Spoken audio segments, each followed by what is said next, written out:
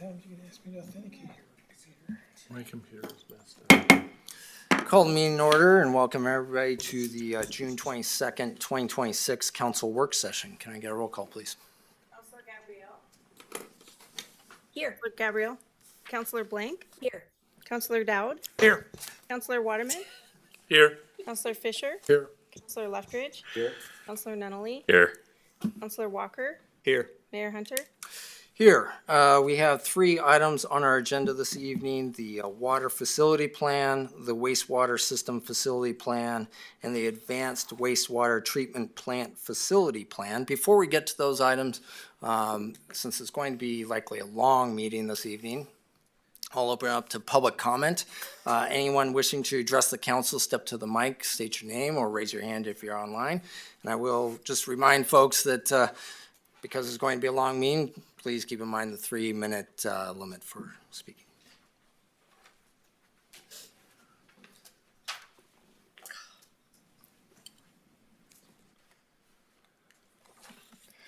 Hello, my name is Sean Patrick O'Neill, and I am the resource manager for Flathead Warming Center at 889 North Meridian Drive, or Road, sorry.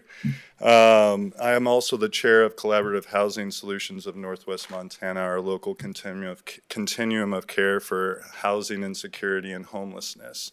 I'm here on behalf of both groups to just give you a little bit of an update on what happened this past season at the Warming Center and why the Collaborative Housing Solutions is here in our community. The CHS, as we call it, is a continuum of care for homelessness and housing insecurity. We are a local regional group under the Montana statewide continuum of care, which oversees grant applications for local communities and providers to receive funding to help with rapid rehousing, permanent supportive housing, and youth homeless demonstration project funding aimed at getting folks that are most vulnerable in those homeless situations out of homelessness quickly and securely with long-term housing or short-term and medium-term rental assistance associated with those. But the group is really something that is required by HUD for our community to receive this funding. HUD sees it as a tool and a mechanism that we're not going to fund anything in a community unless you have a group together working on a community-wide plan to come up with solutions oriented for your local issues and needs. And so we've come up with a couple of plans over the last 15 years. Some of those are based on they're always based on our annual needs and gaps analysis, and those are focused on creating local solutions. And so with that, our current plan has 5 goals. Right now, we are focused on shelter, housing, our coordinated entry system, community education involvement, and crisis response. Some of those things, like our community education involvement, is where we all started this from. We started when we were doing our Project Homeless Connect event, and that steering committee formed into the collaborative so that we could start receiving those funds locally to address some of these solutions, as we did have a huge or a growing homeless community relative to our population size. And so one of those things they also conduct is the annual point in time survey. This past year, we just received our data just a few weeks ago, and we had a total of 167 that we counted were experiencing homelessness, and that's the last Thursday night of January every year. That is up from 154 in 2025, but also down from 319 in 2022. I don't believe the eye test will show that those numbers correlate directly with some of the solutions that we've had locally. I do believe that more correlates with a lack of effort and coordination on our part and our community's part, as well as attrition of our folks that have done these surveys year in and year out, expecting change and nothing to happen. So it is an extensive survey asking invasive questions, and I don't think any of us would want to answer it unless you gave me a gift card or something like that, and that's not something we do. One of the things that came out of our point in time survey is in the teens, we were, when we first started, 3 out of 4 years in a row, we led the state in the largest unsheltered population. During the point in time survey, we had over 100 for 3 out of 4 years. Homeless were sleeping in our police department lobby. So one of the solutions from our 2014 plan to address homelessness was to increase shelter space to appropriately address our biggest need, which was unsheltered homelessness. 2019, the Flathead Warming Center comes to be. So switching over to the Flathead Warming Center and what we've done this past season, I want to just point out, as you've probably heard before, it is our mission to save lives, link to resources, and encourage dignity through low barrier access to a warm, safe place for those in need. We just finished our 7th shelter season. We're very proud to be a part of a community that cares. We support our guests to get out of this situation through our Links program and our Roadmaps program. Links is where we bring on-site service providers so we can directly connect folks. Things as simple as a haircut or getting signed up for Medicaid and primary care. Those are the things we want to connect people immediately as soon as they walk through the door, if it's possible. Our roadmaps are a little bit more extensive. They're required every 7 stays if you want to stay with us. And that is where we help folks plan to get where you want to go, which everyone wants to get home. Maybe different for everybody, but they all want to get home. And we help them form the steps to get there and make a plan for it. This past season, the 25-26 shelter season, there's a lot to celebrate. We want to share that with you. There's a lot to be grateful for. We also want to share that with you. And there's some not so happy stuff, and we want to share that with you too, because it's the truth. Our grateful stuff, let's lead with something a little bit not so bad. We had 335 different individuals receive shelter this season, a little different than what our point in time numbers show. Our total season this year was 203 nights. That's October 10th, World Homeless Day, through April 30th. It's 204 nights on leap years, just in case anybody's wondering. And we had a total of 8,800 nights of shelter, which breaks down to about 27 per each person. We had our 911 beds are our beds that we hold 2 each night of our 50 for first responders and the emergency room. If they find someone that doesn't need to be going to jail or the emergency room or is able to be discharged but has nowhere to go, we want to be there. And we had 43 times where those beds were used over the season. Some lighthearted stuff, we had 1,180 loads of laundry done. 3,649 showers, some clean folks in our joint. 64 volunteers serving over 2,000 hours of service. So that's the grateful stuff. We wouldn't be here if it wasn't for some of this stuff, like volunteers giving us 2,000 hours. We started our first season with pure volunteer as our manpower. The not so happy stuff, 79 at least chronically homeless folks, which means that they've been homeless for at least a year and they have a disabling condition. 127 folks at least with 1 or more disabling conditions, 34 or more under the age of 25, 23 age 65 and up. We had to turn away 160 different folks throughout the season on different nights because of our capacity. 11 were not allowed to stay due to level of care because they were beyond the level of care we could meet. And we're talking folks with dementia or ideation beyond our ability to care and keep them safe in shelter. But now it's time to celebrate. Okay, so we do have lots to celebrate. I mentioned that we had a requirement of roadmaps every 7 stays. Well, the number for that would be far less than the 988 roadmaps that we did this last season. I myself and our resource navigator completed those with our folks. And so some pretty cool things that came out of those roadmaps and some of the folks just being able to take care of their situation themselves is 38 of our folks were able to get into positive outcomes over our last 100 nights of the season. We do a 100-night countdown to prepare folks for when we shut down shelter, because it's scary. It's scary when we say 100 nights out that we're ending the season. But we can prepare, and expectation is set so that whenever it does get here, we have done everything we can to help them get out in as positive a situation as possible. But 38 positive outcomes, and that means housing or inpatient recovery. And so last year we had 35 total positive outcomes. We were very proud of that, because they're all individual situations and unique mountains or mountain ranges for these folks to climb. We had 61 total for the season get into positive outcomes. That's more than our entire shelter by 11. 48 were able to get into housing and 13 into inpatient recovery. And I'm sorry that that took so long, but thank you to our community and neighbors. We are proof of a community that cares. So thank you. Thank you, Mr. O'Neill.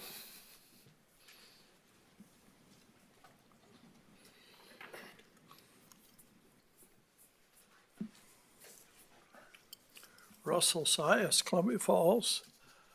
I will be very brief. As usual, I have more paper here for you to read. One of the numbers, two of the numbers actually, is that 81% of chemical abortion pills that ultimately are flushed into our water system are forever chemicals, and they are given to every state in the union by vendors who provide these to anybody that asks. And 81% of them are given to older than 10-week pregnancies, which is kind of sad. I did see a number since the inception of the Safe Haven Baby Box. 5,068 babies have been saved by that program. And I won't go through and read this stuff. I'll let you read it. But I would ask, I bet that every one of you have automobile insurance. And then you hope you don't use it. Most of us probably have fire insurance, and we hope we don't use that either. And this Safe Haven Baby Box should be classified this very same way. So I will give this to your gal and take a look at some of the things that I have outlined here.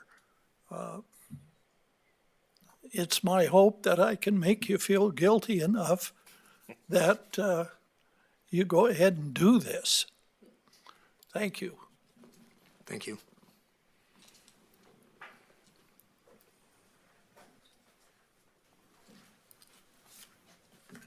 Good evening, Mary Flowers, Citizens for a Better Flathead.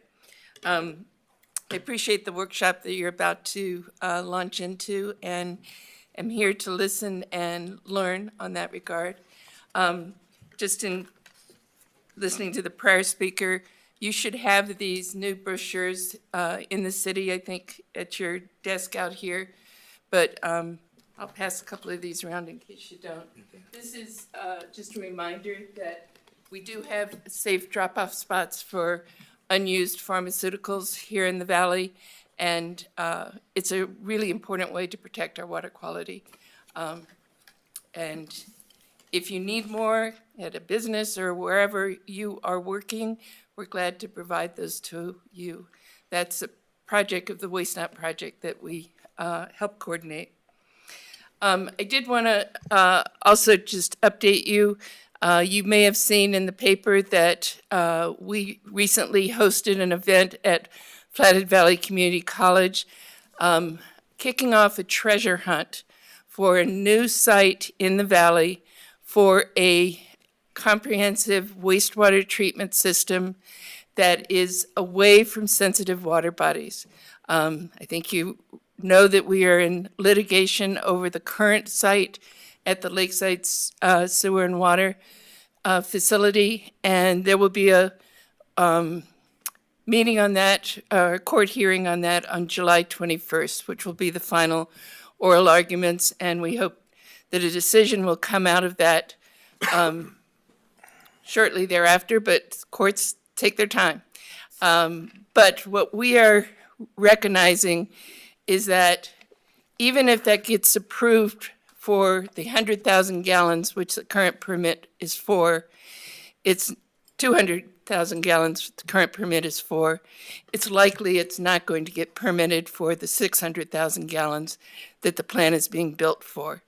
And we seriously believe that it shouldn't be approved, and we are hopeful the judge will not approve it for the 200,000 gallons. They are building a plant that has a capacity for 900,000 gallons. That is an incredibly sensitive aquifer with essentially underground rivers that are moving that water very quickly under that surface.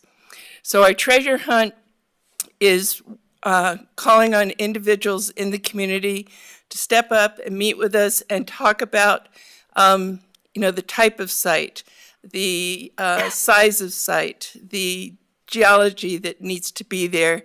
And we're asking the community at large to help us find a site. Early on, when the county was looking for a site for their composting facility,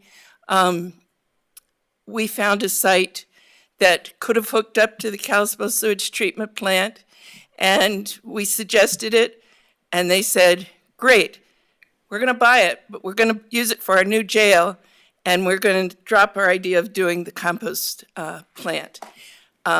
So we know that there are people out there. They had been looking for several years for a site for the jail with no luck, and through the grassroots efforts, this site was identified. So we're hopeful that we will do that. And I'm raising all this to you because of two things I'd like to see. I hope that we can call on some of your staff to present at some of our meetings where we're looking at questions about the type of facility, the size of facility, what kind of coordination might the cities want to see in a new facility. And so we hope that you will be supportive when we do reach out in that manner. It's my understanding, and Susie can correct me if I'm wrong, and maybe this has changed since the state has changed some of the water quality standards, that your plant currently has not met water quality standards since 2015, and that you're operating under a provisional permit that allows you to continue to operate. And we understand the tough situation that our municipalities across the state are in trying to meet standards. So I'm excited tonight to learn more about the advanced treatment plant that you are looking at planning. I also would like to hear an update on and I'm not going to get this term right, and Susie, you might have to help me again, when you applied for new standards for Ashley Creek, uniform. The use attainability analysis was performed. Okay. That says the chemical solutions and the potential use of attainability changes for that. And it's my understanding that that wasn't granted in full. There was some continuation. I'd like to just hear a status update, and maybe I can just give Susie a call and get that. But that essentially would have lowered the standards on Ashley Creek. And we do not feel that's the right way to solve this problem. And I think you guys also should have an interest in what's happening at the Lakeside Sewage Treatment Plant, because that water ultimately goes into Ashley Creek. And as the increased nutrients increase in those water bodies, that impacts your ability to use that disposal site as well. And finally, I would like to also note that when we look for a new location for a plant in our community, we're looking at one that can address biosolids. We believe that the landfill is a very short-term solution to that because of the moisture issues that that creates for our landfill and the real risk that it puts the landfill at. And so we would very much like to hear from you and concerns that you might have that we as a committee should be addressing when we're looking at this new facility and how it addresses biosolids. And finally, I would really encourage you, as you look long-term as you are, and appropriately, at an advanced system, to look at a sewage to energy solution and to see if those are viable options. And I haven't read through your packet, so I don't know if that's in there. I think I saw one reference to it, but just wanted to encourage that. Thank you. Thank you, Ms. Flowers.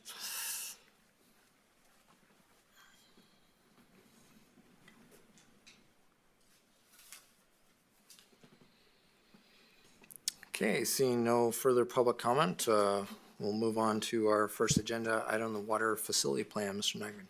Yeah, Mayor and Council, I will turn it over to Public Works and our consulting team for a staff report on the water, wastewater collection, and advanced wastewater treatment facility plans. Keith? Thanks, Jared. Good evening, Your Honor and members of the council. Tonight, we want to thank you for your time tonight, and we're going to walk you through 3 facility plan updates that together set the roadmap for Kalispell's water and wastewater infrastructure, specifically our water system, our sanitary sewer collection system, and our advanced wastewater treatment plant. These are companion plans. They share the same study area and the same growth projection, so rather than repeat that 3 times, we'll cover the shared planning picture first, and then we'll take each utility in turn. We've prepared these updates with our engineering consultant, AE2S. Tonight, we have 3 members of our consultant team here to help us answer any technical questions that may come up. To my right, I have Zach Magdahl, Zach Frayling, and Scott Bucher. Our goal tonight is to give you the full picture and get your feedback. So let's get started. Before we get into the plans, a quick word on why we're doing this now, because the timing isn't arbitrary. 3 things line up. First, Montana's SB 382 land use legislation, known as the Montana Land Use Planning Act, or MALUPA, has changed how growing communities are expected to plan for and accommodate development, which makes having refreshed and defensible facility plans especially timely. Second, our prior plans needed a refresh anyway to line up with current growth projections, today's construction costs, and the updates to our system due to new development and completion of capital improvement projects. And third, we now have Planet 2045, the city's 2026 growth policy, which gives us one consistent basis for projecting demand across water, sewer, and treatment. Put together, this is simply good timing to get all 3 utilities onto the same page. Municipalities periodically update their utility facility plans to reflect changes in growth patterns, regulatory requirements, infrastructure conditions, and system performance. As community needs and service demands evolve, these plan documents must also be updated to remain effective and relevant. Updated facility plans provide a strategic framework for future capital investments, identify opportunities to address existing utility challenges, evaluate system capacity constraints, guide infrastructure improvements needed to support anticipated growth, support long-term financial sustainability, and enhance the reliability and resiliency of utility services. So this is our projected roadmap for tonight's presentation. We'll start on the left with the planning framework, the study area and growth projections that all 3 plans are built on. Then we'll move through each utility, water, then sewer collection, then the wastewater treatment plant, using the same structure each time, which is, whoops, click on that. Sorry, which is shown at the bottom in the flow chart. First, we'll overview the existing system and how flows and demands are characterized. Next, we'll look at what we project for the future to see how the existing system performs. And finally, we'll review the capital plan that's developed in response to the system evaluations.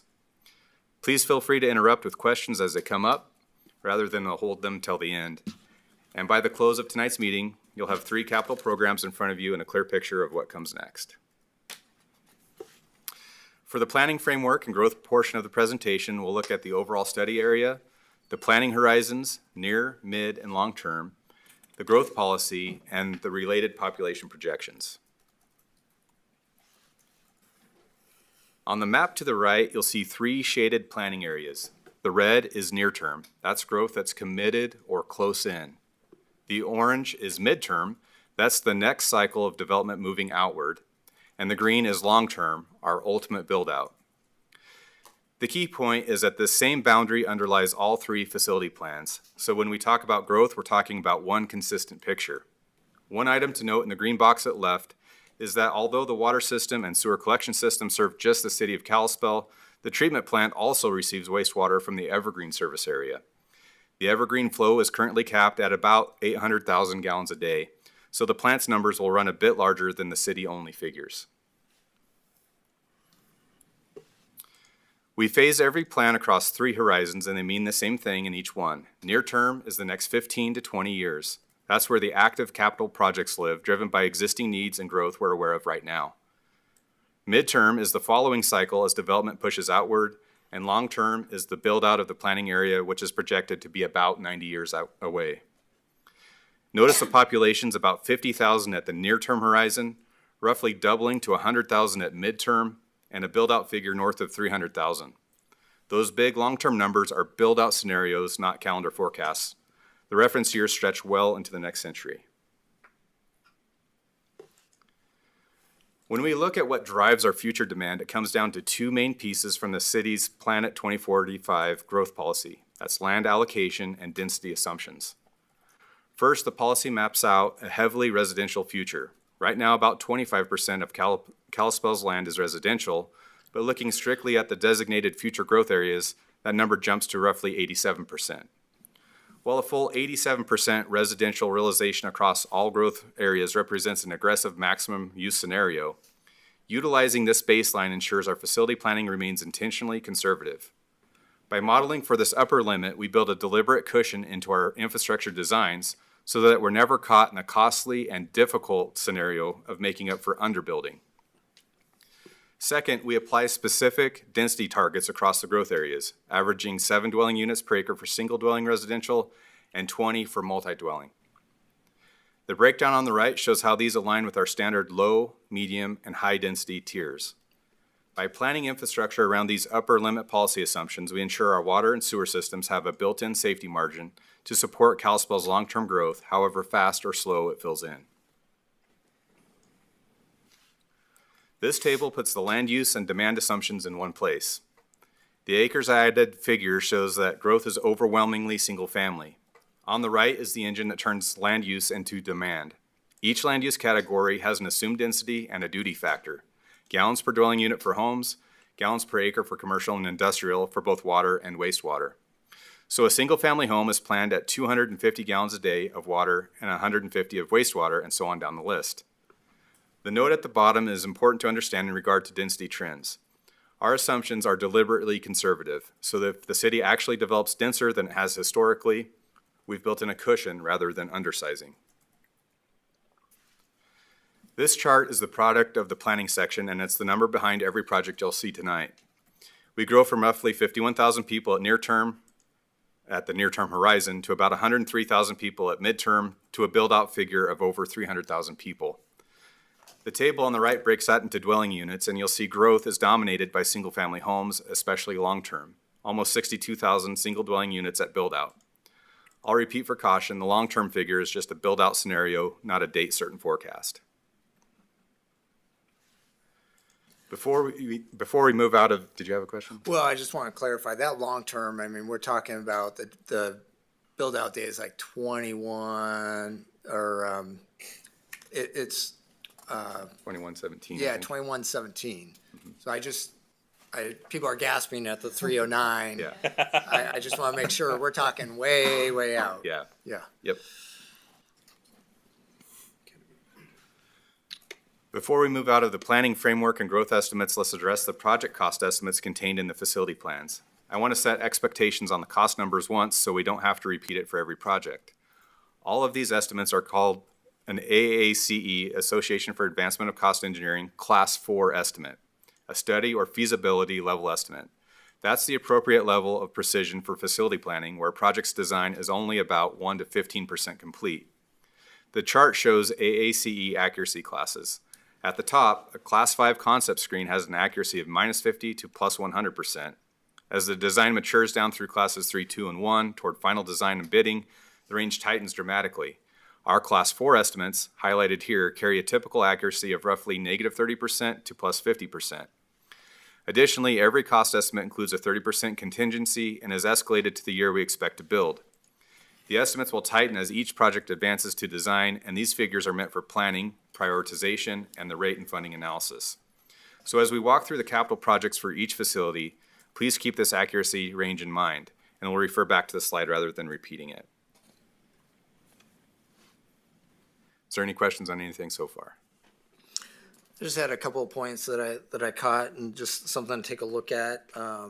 So that there's discussion and kind of the development stuff about minimum lot sizes, and that didn't quite correspond to what I recall from our discussion with the Malupa adoption. We had a 4,500 minimum lot size for most residential, but there was a 5,000 and then like a 2,500. So I wasn't sure if those numbers were corresponding with the new adopted plan. So just taking a look at the accuracy of that. And then I had a question on page 411 of the water plan when I was first looking at the development stuff. It was talking about water use per dwelling unit, and it had a higher assumed use for multifamily rather than single family, and I didn't know why that would be. I wanted to get clarification on that.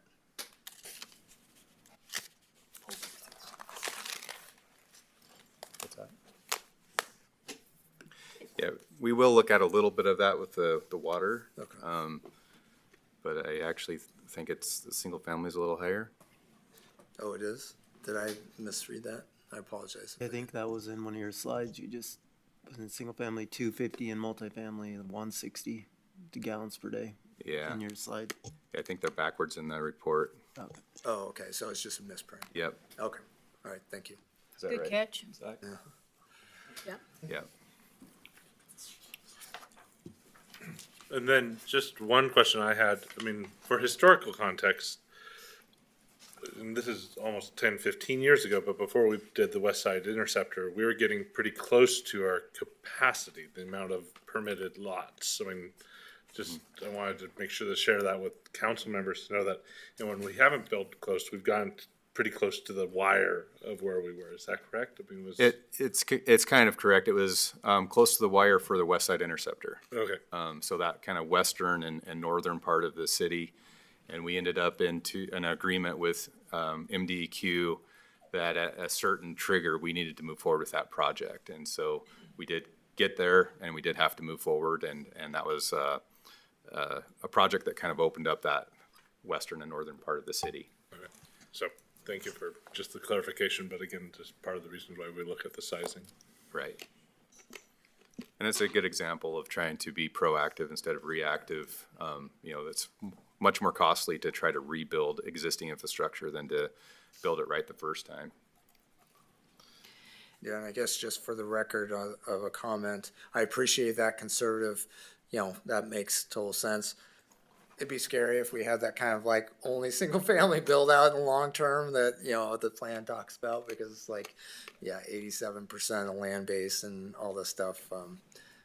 I certainly hope we don't do that, but I understand the planning purposes of Right. that way. Just one question, since I'm new, can you help me understand the agreement with Evergreen and how that changes over time? Yeah, so currently we have an agreement with Evergreen. Forgive me if I don't remember the exact term date, but it was a 20-year agreement. And it establishes that the city will provide treatment plant services for that 20 years up to the little over 800,000 gallons per day is the ceiling limit that we would treat for Evergreen. And it was a service area that was established back in 1990. Okay. And at that time, there was just an area where the septic systems in that area were failing quite a bit, and you could see that. So there was negotiations and talks as far as how that could be resolved. And ultimately, at the time, the leaders decided that an agreement to service that service area that had those kind of pollution, those septic systems that were polluting in those areas, they developed a service area that would take those septic systems. They would have those septic systems then be collected and pumped to the city of Kalispell as a part of that. So that's kind of where it started from. It's in a floodplain area. There was a lot of septic systems. They were failing. It was a solution to minimize pollution in an area. And it was a county SRID, so they created an SRID, and that was the original service area. And that's kind of it. That service area has changed a little bit over time, but it's in general has stayed close to the same. And we're at about 500,000 gallons right now. Yeah. And then the limit is at 800,000. So we'll talk about that a little bit. There'll likely be future discussions on it. In general, it was more of an environmental consideration than a growth consideration. Okay. So as Kalispell grows, they're wanting more capacity, but the reality is the city of Kalispell needs capacity as well. And it was never intended to be a growth agreement. It was all about an environmental for the failing septics and things. But certainly as Kalispell or Evergreen grows, and they're looking at their own facility plan as we speak, looking at potential for them. So there will likely be more discussions regarding this in the coming months and years. So. But again, just for clarification, right now we're sort of assuming that Evergreen is looking at developing their own facility plan, and that section will be their future growth. What currently is down. Yeah, our facility plan only took into consideration our obligations for the current agreement. Okay. So it did not go outside of growing above and beyond the 800,000 gallon. So. Thank you. Ready to move on? All right, so now we're into the water system. A quick orientation before the details. This is a groundwater supplied system with 2 primary pressure zones. We rebuilt and calibrated the hydraulic model so we can test it against today's demands and tomorrow's growth. We'll follow the same arc I described: the existing system, how water is used, what we project for demand, what evaluation found, the risk picture, and the capital improvement plan that results. So here's the water system at a glance. All of our supply is groundwater, pumped from 13 operational wells inside the city limits. That feeds 2 pressure zones, an upper pressure zone and a lower pressure zone, with a middle pressure zone that will feed off the lower zone, currently in development. Supported by 2 booster stations and 8 million gallons of storage across 3 ground reservoirs and 1 elevated tank. On the ground, that's about 172 miles of water main, more than 6,000 valves, and over 1,800 fire hydrants. The map on the right shows the distribution network, color-coded by pipe size, along with wells and storage. Our operations staff has done an exceptional job keeping the water system performing reliably as demand has grown.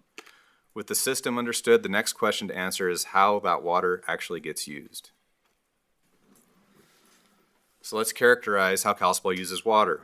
The pie chart on the left shows water use by customer class. Single-family homes are the largest piece at 40%, with general commercial close behind, around 31%, and the rest split among multifamily, public institutions, and a small industrial share.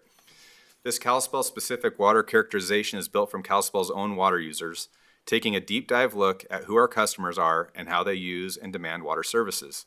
That usage profile becomes a basis for reviewing current demand and then forecasting future water use. In 2024, we used about 131 gallons per person per day. In the visual representation at the right, each bottle represents 5 gallons of water. In 2024, the system produced roughly 4 million gallons a day on average. In the chart on the left, the blue bars represent the average day demand. That's the total volume of water delivered to the system over a year, divided by 365 days. The average use in a single day is expressed in millions of gallons per day. The green bars represent the max day demand. That's the largest volume of water delivered to the system in a single day throughout the year, expressed in millions of gallons per day. Our average day water production over the last 8 years has been very near 4 million gallons a day, and our max day water production over the same period averages just under 11 million gallons a day. Our peak demand always lands in the summer irrigation season, so we plan to a peaking factor of 3.1 to keep a cushion for those hot days. The peaking factor of 3.1 is what new design will utilize to determine needs for total water production. About 15% of our total water production is considered non-revenue. This is water that's produced but not metered. Non-revenue water is typically comprised of a combination of real losses such as system leaks and storage overflows, apparent losses such as meter inaccuracies, data errors, or theft, unbilled authorized uses such as flushing fire hydrants, firefighting, and municipal irrigation, and unbilled unauthorized uses including illegal connections or meter tampering. The non-revenue water has improved from 22% in 2021 to 15% now. This is a really big win. Over the course of a single year, that adds up to a savings of 102 million gallons. Keith, if I may, what is the target for this non-revenue water? What would be your ideal situation? That's a fair, good question. I asked the same thing of our consultants, and you know the 15% is actually right in where you would expect a good water system to be. A lot of systems in Montana are much higher, twice that or more. So we're doing pretty good. And of our pipelines are plastic, so it's very difficult to detect. All right, thanks.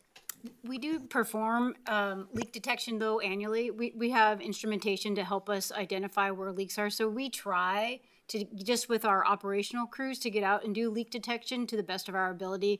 We kind of try to fit it in with our daily, our annual duties when possible. So we'll go out and do leak detection proactively also and identify and then either create capital projects or fix the leak right then. So we are proactive in a lot of ways. And I think that's probably what it's some of the representation you're seeing with that reduction of 21 to 15 is a part of it.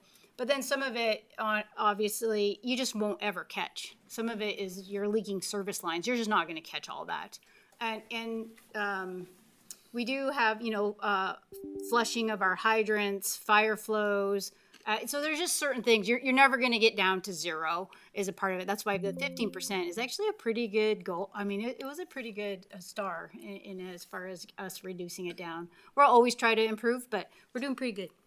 And our new meters have helped with that, right? Absolutely. That was one of the objectives of the new meters. Absolutely. The new meters, and then the meter pits in the location they're at. So instead of in the house, you're reducing that. You could capture the metering before the service line goes into the house. So we're catching leaky service lines faster also as a part of that. So we continue to get better in our standards too to help us identify and repair those leaks. Yeah, we tried to move the meter pits closer to the main, as reasonably possible. Yep. Because that limits that length of the service line. So if there is a service line leak between the main and the house, historically, we wouldn't capture that because the meter's in the house. And so try to get that as close to the main as possible. What percentage completion are those new meters at now? It's rather high, isn't it? Oh, so it was our goal was to get them all changed out in 10 years, and now we've kind of changed it. We think we can do it in 8, but we're about 6,000 in. So I think we've replaced around 6,000 meters. So we've got another 4,000 to go, but, and that's the cellular meter change out. We change out, so all new development are required to have the meter pits, which are in the boulevard, and or when they're doing repairs on service lines, or when we're doing capital projects, then we'll put in the meter pit. So it's a slow process sometimes, but we definitely have triggers and processes for getting those meter pits in also.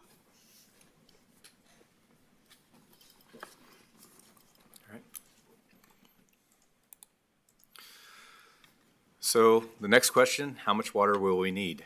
Water demands were estimated by applying water duty factors to the future land use plan and growth projections. Water duty factors are expressed in terms of gallons per day per dwelling unit for residential properties and gallons per day per acre for industrial, commercial, and public institution properties. Water duty factors were estimated based on an evaluation of historical water use characterized by land use type. The chart on the right shows the result of our water needs as applied to our planning periods. Average day demand grows from about 6 million gallons a day at near-term horizon to almost 11 million gallons for the midterm horizon to roughly 29 million gallons at build-out. The taller bars are maximum day demand, the hot summer peak, which climbs toward 90 million gallons a day long-term. These are the numbers that size our wells, our storage, and our transmission mains in the evaluation that follows. As always, the steep long-term figures represent full build-out, not a near-term obligation. A natural question is, what actually determines how big we build the water distribution system? For the distribution network, we look at the peak hour demand, the busiest hour on the busiest day. We re-examined that using peak hour data from the 2024 highest demand period, and the planning peaking factor moved from 1.85 to 2.3. That is a meaningful change. A higher factor means we size larger transmission mains and more pumping capacity, so the system holds up under real peak conditions. The upside is that it's grounded in recent measured data, not an old assumption. As demonstrated by this change, peaking factors aren't fixed forever. They shift as the community demand changes, and so we'll revisit it in future updates.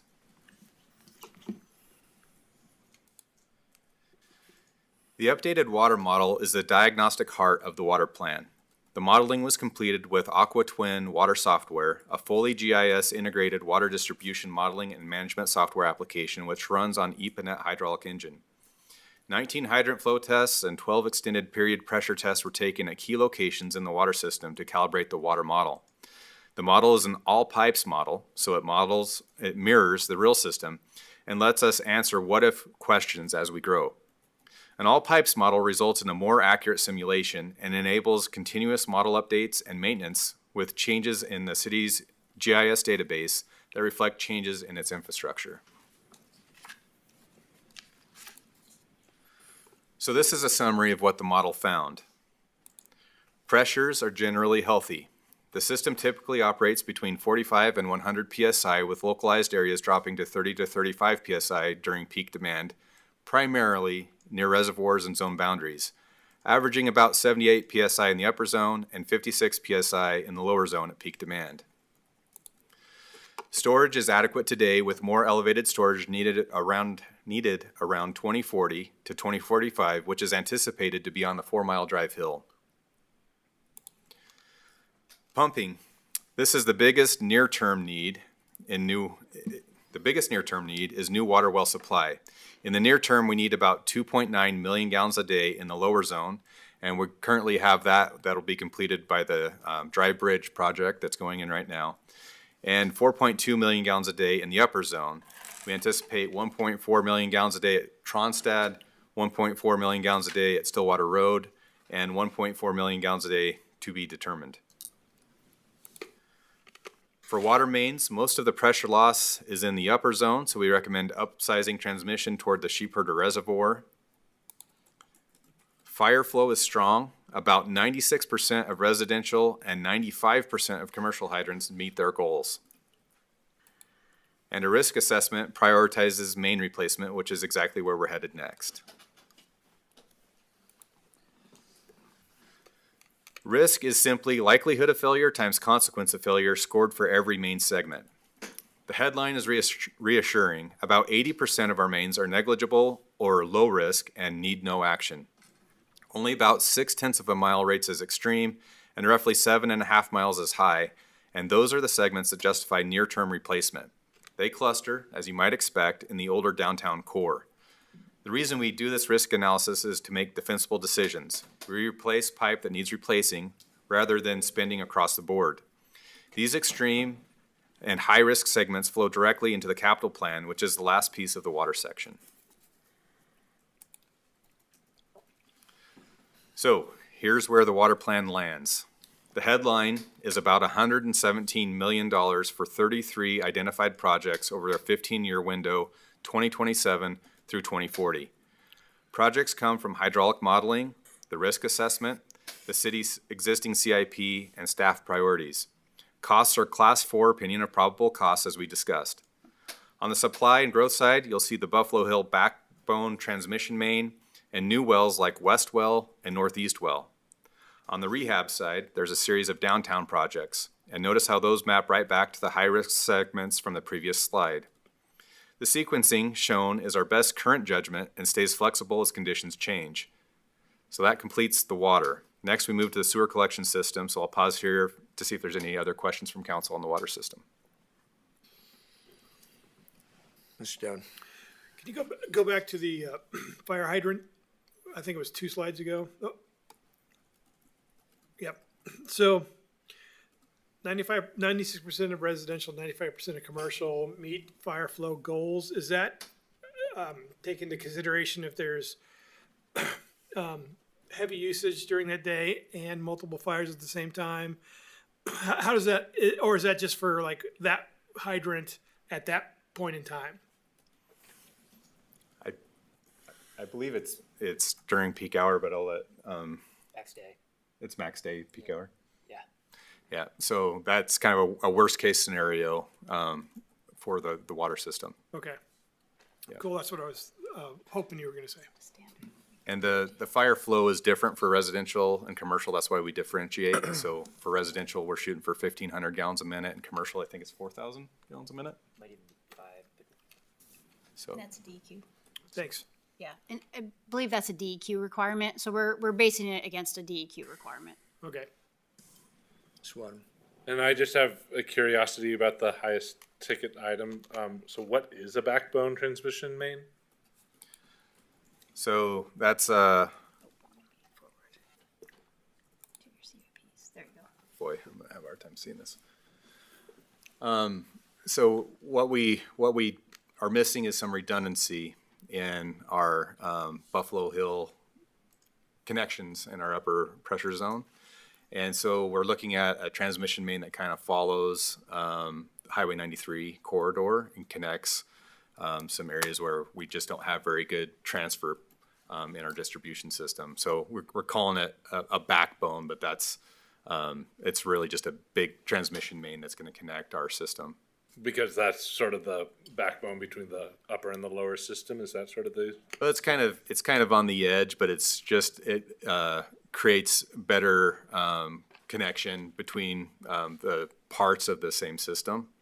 And just creates a redundancy, Yeah. so an alternate. Okay. Yeah, we have a few of those needs in our upper pressure zone. We're looking at a similar thing near reserve. So there's some of those where we just need to be able to connect across our system to make it work properly. Thank you.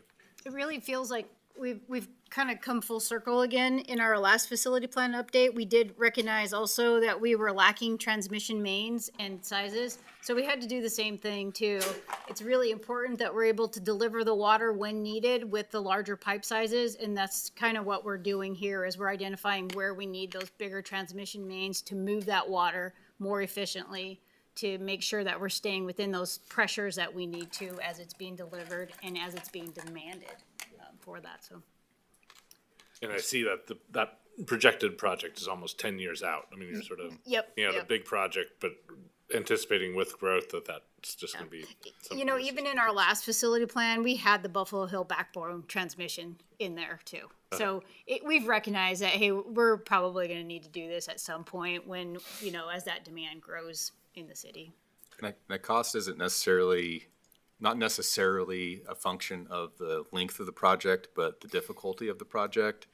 And so this is a good reminder where we can take advantage of participating in upsize with development. It's way better use of our dollars to hit those up front rather than in a developed area like this one is done through, where we're replacing asphalt and having to stay within existing right-of-ways. It just gets really difficult to make everything fit and just costly.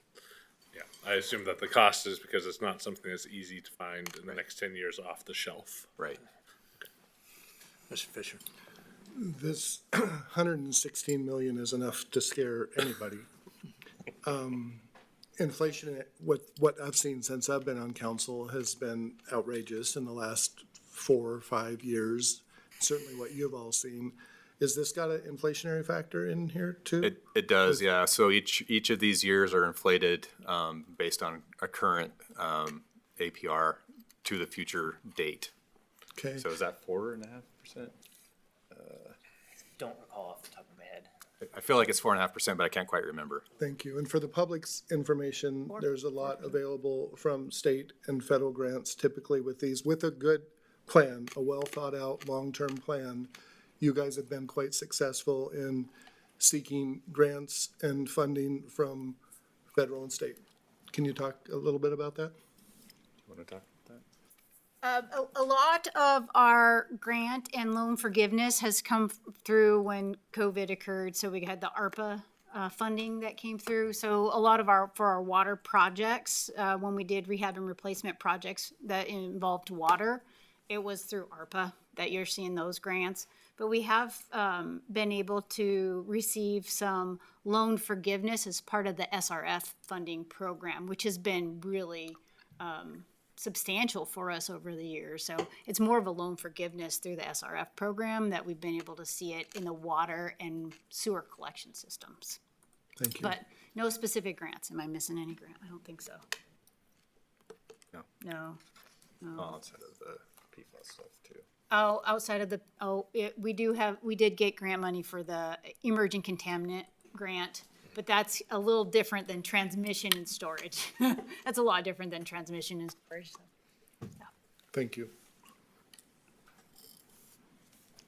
Anything else before we move on?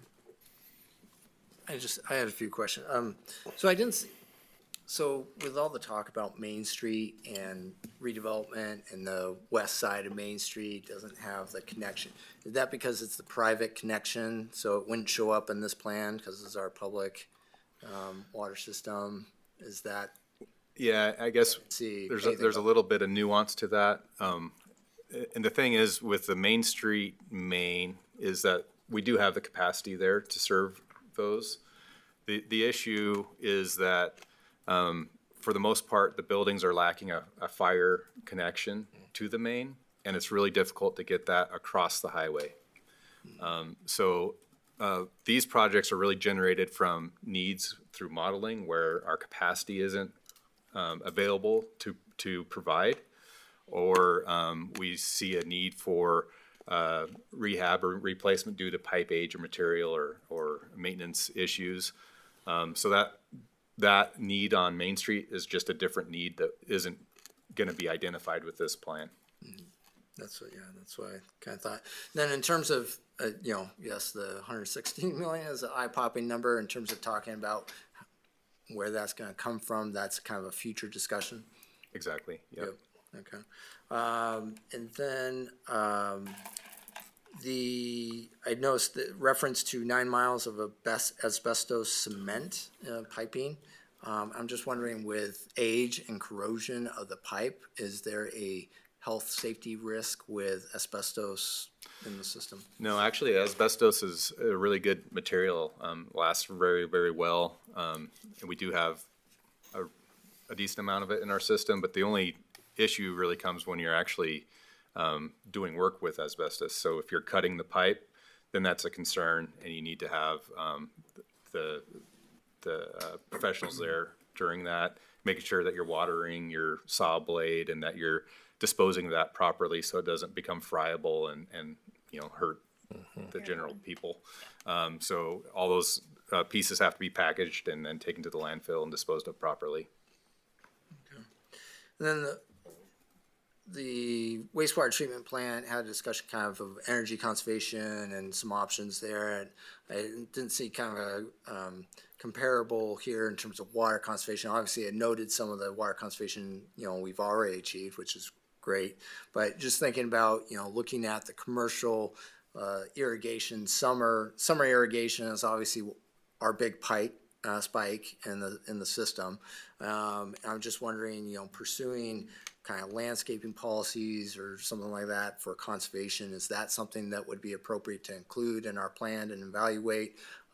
Is that something we need to come back for and have a work session on, or I'd like to see more kind of water conservation questions there to try to limit that future outlay of water consumption over time. Yeah. Yeah. Let's speak to that. I was focusing on the asbestos.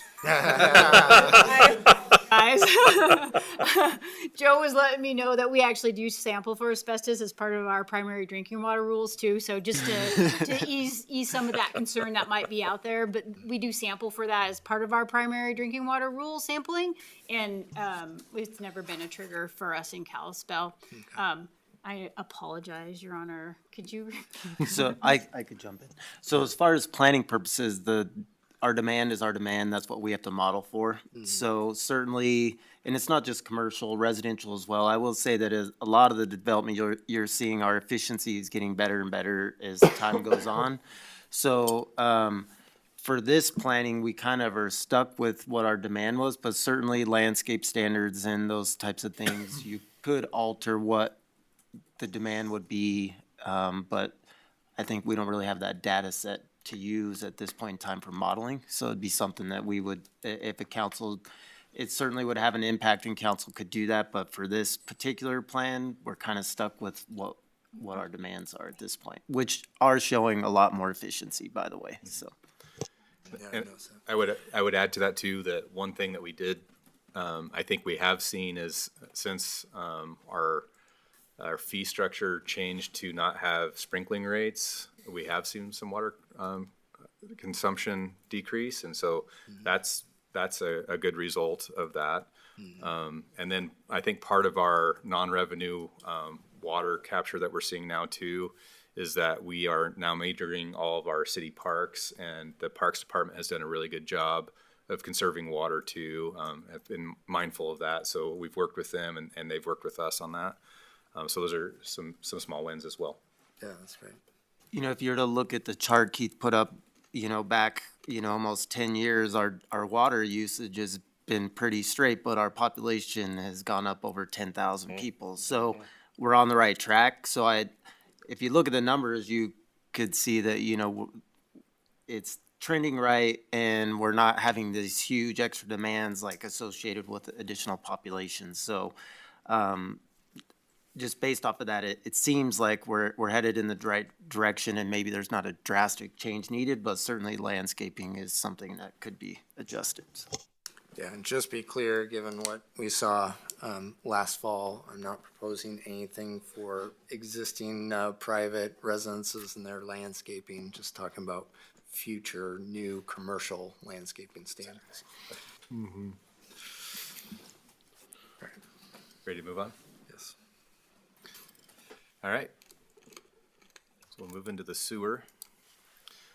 So now into the sewer collection system. This is the network that carries wastewater from homes and businesses to the treatment plant via gravity mains, force mains, and 36 lift stations.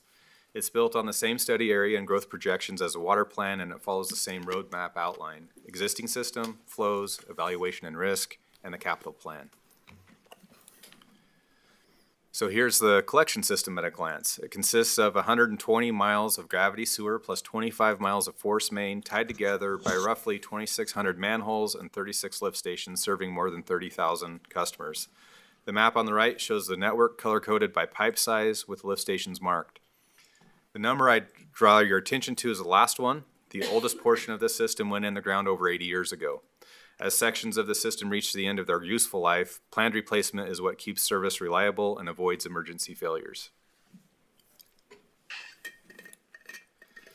This is the wastewater side of the same growth story. We built wastewater duty factors and gallons per day per dwelling unit for homes and gallons per day per acre for everything else, and applied them to the projections. The bar chart tells a story about where we are and where we're headed for sewer flows. Currently, we're at about 3.1 million gallons a day, rising to roughly 4.3 near term, 7.3 midterm, and about 18.3 at full build out. One important note on the right, like most systems, our flows climb in the spring and summer with snowmelt and rain, and that's largely inflow and infiltration, groundwater and stormwater leaking into the sewers. Please note the wastewater duty factors are specific to Kalispell. They don't include the sewer flows from Evergreen. However, the million gallon day flow totals do include Evergreen. These are the flows entering the plant. The companion question on the wastewater side: what drives how big we build the collection system? It isn't the average flow, it's the wet weather peak. When it rains or when groundwater is high, water gets into the sewers through what we call inflow and infiltration, or I&I, and that pushes peak flows well above normal. Those wet weather peaks are what size our pipes and lift stations. To simulate that, the model uses a 24-hour, 10-year design storm applied across the whole system, and we calibrated it to a real event, a June 2024 rainfall of about 0.4 of an inch. So the model behaves like the actual system. Because I&I is such a strong driver and hard to pin down precisely, the plan recommends a dedicated I&I study, which you'll recognize as one of the funded projects in the capital plan and one of our next steps. AquaTwin hydraulic modeling software was used for development and calibration of the existing system model. AquaTwin Sewer is a fully GIS integrated collection system modeling and management software application. It runs on the EPA SWIM hydraulic engine and integrates wastewater network modeling with ArcGIS. AquaTwin Sewer was chosen to model the existing system because of its ability to calibrate with real flow data, expand as new data becomes available in the future, dynamically route spatially allocated wastewater flows through the system, and evaluate inflow and infiltration. This AquaTwin Sewer model was used to evaluate the existing collection system under current flow conditions and to help identify deficiencies in the system that may need to be addressed in the short term, as well as to isolate sources of I&I. The information gathered through the AquaTwin Sewer modeling process was also used for the risk analysis. For our risk analysis, 4 findings matter most. 6 lift stations, numbers 6, 12, 22, 29, 33, and 34, are flagged for near-term capacity upgrades. Most of our gravity mains have excellent capacity, but an extension of the west side interceptor is critical as growth continues, and that's the single biggest project in the plan.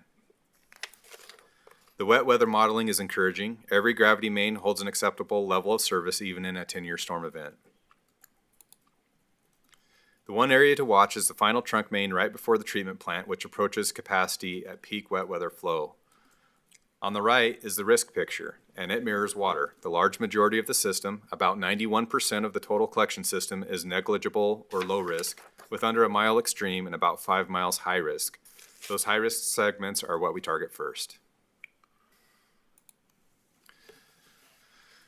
The collection system capital plan comes in at about $82 million over the same 15-year window, and it's built and costed exactly like the water plan. Their opinions of probable cost, class 4 estimates. The major project to know is the west side interceptor extension at about $31 million. That single project is roughly 38% of the entire program. It's the backbone that unlocks continued growth to the north and on the west side. After that, you see a mix of trunk main upsizing for growth and lift station and alley replacements driven by risk assessment, including the I&I study we mentioned. As with water, the timing is our best judgment and will flex with growth and funding. And that completes the collection system. Next, we move downstream to the treatment plant, and I'll turn it over to Susie to go through that facility plan. But before I do, are there any other questions on the sewer facility plan? Mr. Leftridge. If the I&I study is an important dynamic in terms of being able to fully understand the whole picture, why wouldn't we put it inside of the next budget cycle in order to help inform the CIP? That's a good question. I think, when we look at risk, one of the things that we just mentioned is that we do have the ability to carry stormwater I&I that we're receiving right now. Some of the other risks are considered a little higher in the ranking that we did. But I&I is really important for us to understand because every little bit of groundwater that comes into our system is groundwater that we have to treat at the wastewater treatment plant and takes up capacity that's unnecessary. But this last year, we just completed a little over 8,000 feet, I think, of slip line. And that is a project that reduces I&I into our system. So we're pulling a felt fabric through the sewer, and it's impregnated with fiberglass, and then it's steam cured, and that basically creates a lining inside of the existing system and prevents a lot of the I&I from coming in. I did ask our wastewater treatment plant manager if he noticed any difference after that project was completed, and no, even with that amount, no. Those were areas that we had identified as having issues with maintenance, root ball generation and that sort of thing, which is also indicative of having I&I coming into your system. But an I&I study would help us to kind of pinpoint areas where we really have some bad groundwater issues and maybe some connections that shouldn't be pumping into our sanitary sewer collection system. So there's definitely a benefit to it, but I think as far as risk goes, it's just a little bit further down on the list. To build on that too, annually, we look for, because we're cammering our mains all the time, so we're looking for I&I areas too. So we're identifying it in our routine maintenance processes. And we're also going out during storm events and popping manhole lids to see where they're coming in at the manhole. And then we, for our maintenance and operations, we're in there sealing up those manholes too. So we constantly are trying to deal with it. We just feel like a study might help us a little bit widen the scope and identify bigger projects. But we do deal with it on an annual basis also. Kind of help with that. So to follow, would an I&I in the short term, it wouldn't remove any of these capital projects? So you can see that we have some slip lining projects right there at the front. And so those are going to be kind of the same issues. Those are just ones that we've already identified and kind of started moving on. It might just reprioritize some of the slip lining projects more so than anything else. But it's not significant enough to mitigate the necessity of any of these projects. I see some of the consultants shaking their heads. Yeah, I would. Thank you. I would say that the I&I study would get you one closer to kind of a detailed answer of what you need for some of these projects, rather than say that they're not needed or are needed, which is typically done in a facility plan level. So just as I referenced the energy conservation in the next section for wastewater and water conservation in the previous, in terms of the I&I study, would that be an opportunity to look at street redesign options to reduce the inflow through bioswales, or, I know we've had a lot of conversation about the permeable pavers, but kind of ways to, take proactive steps to reduce that infiltration. Our current standards really do a good job of addressing I&I. We require chimney sills on manholes, joint sills on manholes. We have gasketed pipe. The newer materials are just a lot better than the old materials. So I don't think it's a matter of having poor standards. It's just old infrastructure. And one of the hard things about, even with a slip line project, is we might fix the issues in a main, but we can't solve the issues with every service that comes off the main. And it's really hard to quantify how much is coming out of an individual service. And sometimes you have roof gutters that are connected into the sanitary sewer. So there are some methods, and we haven't done one since I've been here, but I know there's some smoke tests that you can do where you're running smoke into the sewer. And if you start seeing that coming out of people's gutters, well, then they're connected into the sanitary sewer. So there's some low hanging fruit things that we can correct, but I just think it's not necessarily a standards issue. It's just kind of what we've bequeathed ourselves, our forefathers have given us that we're trying to deal with, and it's a difficult process. So with, being that it's primarily our, historic area, historic downtown, if we didn't redesign, do redesign for, some of our streets to have the bioswales where it's absorption of the water before it hits the drain system, that you're reducing that inflow, that's not really, that wouldn't be significant enough to be. Well, and I think bioswales in our downtown aren't going to work well because we just have a lot of clay in our downtown area, but adding storm sewers would be helpful. And I think those are things that the I&I study would be able to help identify. If we have an area where we're getting a lot of I&I through manholes, maybe it's because we have a lack of storm system. And we certainly do in our older parts of town. We are lacking. If you drive around after a storm event, you'll see water pooling in the corners of intersections. So it's definitely something that we need to address. But I would say, bioswales for an example, I think, our standards are good. It's just, we need to incorporate some of those newer systems in our older parts of town.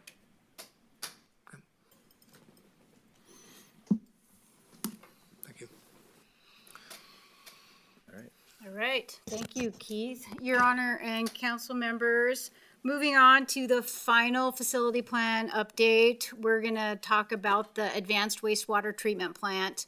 The advanced wastewater treatment plant facility plan is very technically involved, and it carries most of our regulatory uncertainty. It's also where that evergreen note comes home. Unlike the water and collection system, the treatment plant serves both Kalispell and the Evergreen Sewer District. So as we go through this plan, there's really 4 themes that we keep in mind: growth, aging infrastructure, day-to-day operation pressures, and the big item is our uncertainty for nutrient regulations that we have to plan around rather than predict at this point in time.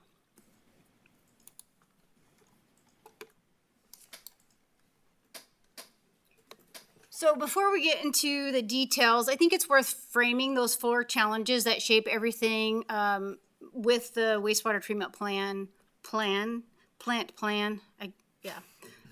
Say that 3 times fast. The first is actually substantial area growth. As Kalispell keeps growing, our wastewater flows and loadings climb right along with it. And that means we'll need to upgrade our existing facilities and add new facilities to keep pace with our future growth. The second is our operational pressures. Our operators have done a lot with what they have, adapting to our rising demands with creative solutions to hold the current levels of service.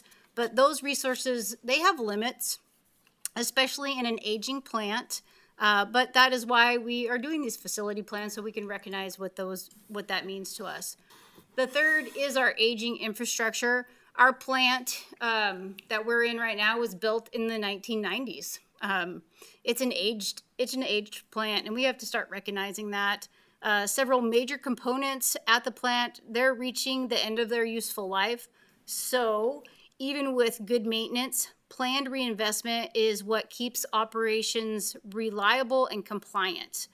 We are at the point in some of our unit processes where we need to make investment decisions. In the near future, the city will need to make decisions regarding the replacement and or rehab of aging infrastructure that's been deferred due to some of that regulatory uncertainty, unfortunately. Which brings us to our regulatory uncertainty, and that's probably our biggest challenge right now. We don't yet know what the plant's future discharge limits are going to be. They could stay where they are, or they could get significantly more restrictive. But rather than bet on one outcome, this plan builds out a range of scenarios and carries them into the capital planning efforts. So as a city, we can plan proactively while staying adaptable as our regulations become more clear in the future.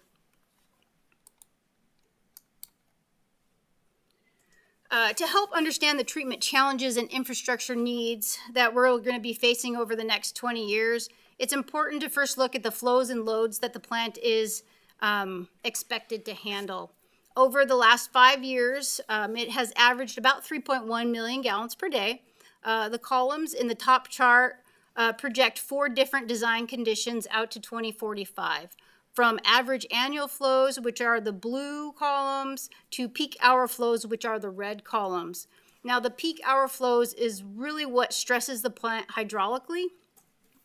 By 2045, our annual average flow is projected to increase by about 80%, while our peak hour flows really approach about that 18 million gallons per day, which is pretty significant. But again, that's really long-term planning. So we're going to focus on the near and midterm planning, which is really important to us also. On the left is a list of the loading parameters that we track, and the chart on the lower right shows the projected loads for 3 of those parameters. While compliance with all treatment parameters is very important, nutrient removal remains the most significant challenge challenge that we face for our facility. The original plant was designed with phosphorus removal in mind and upgraded, and we performed upgrades in 2009 to improve the plant's ability to remove phosphorus, and we added in nitrogen. We moved to a modified Johannesburg practice at that time. For those of you who don't know Kalispell's history on permitting, we did a plant upgrade. It kind of started in 2006 and we completed the plant in 2009. In the middle of that, our permit changed. So when we started looking at it, it was only a phosphorus permitted plant. By the end of our construction, it was a phosphorus and nitrogen permitted plant. So we are always moving and working through regulation issues. But we just have to keep on keeping on as a part of that. But the modified Johannesburg got us to nitrogen and phosphorus, and that was about the 2009 timeframe. So looking ahead, nitrogen removal, represented in this chart as TKN, is expected to be our primary driver for future treatment improvements and capital investments. We do really good with phosphorus removal. We have to maintain that. We're going to have to do some improvement projects, but it's nitrogen that we're going to be bumping up against here in the future. So as with the other facility plans, the water and sewer facility plans, we used actual advanced wastewater treatment plant data from 2020 to 2024, along with those projected growth rates in our required service areas to forecast future flows and treatment loads over the next 20 years. These projections help identify when major equipment replacements, facility expansions, and treatment upgrades will be needed to maintain that reliable service and meet those regulatory requirements. Gotta take a drink. Okay, so as a quick refresher on all things treatment plant, or actually all things City of Kalispell treatment plant, here is a schematic of our treatment plant. The facility is an advanced biological nutrient removal plant that provides full secondary and tertiary treatment before discharging high-quality effluent to Ashley Creek. Ashley Creek is the receiving water body, and it does have stringent water quality standards. Flows arrive to the treatment plant from both the city's collection system and Evergreen Sewer District and moves through 6 treatment stages that are shown on this schematic. The first is the primary treatment, which includes screening and grit removal. Second is the primary settling. Third is the biological treatment process, where the plant removes our organic materials, nitrogen and phosphorus. Fourth is the advanced tertiary treatment. You can think of this as the polishing steps for removing suspended solids, or TSS, and nutrient removal. Fifth is the solids handling, which includes the fermentation, digestion, and dewatering to produce our biosolids. And finally, the treatment effluent is disinfected and re-aerated before being discharged to Ashley Creek.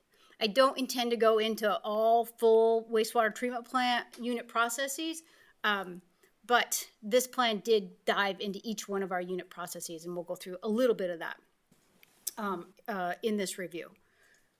But if you have questions about any of it, we're here to answer any questions on it. So now let's look at the existing plant and its capacity. Today, the facility treats a little more than 3 million gallons a day, and it was actually designed to treat or manage, if you will, about 5.4 MGD. But we do have recognized bottlenecks hydraulically in our treatment plant. So as part of this facility plan, every major unit process was evaluated against its hydraulic capacity and the treatment loading capacity.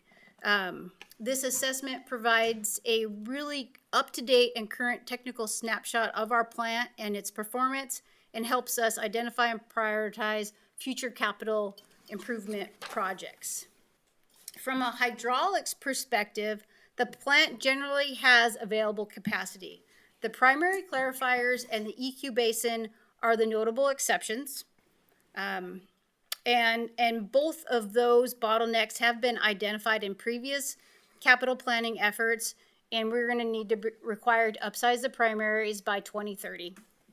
The more significant restraint is not necessarily hydraulic, but biological treatment capacity.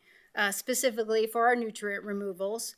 That treatment process reaches its planning trigger at roughly 4 million gallons per day on average annual flow, which is, from our projections, indicates could occur around 2031.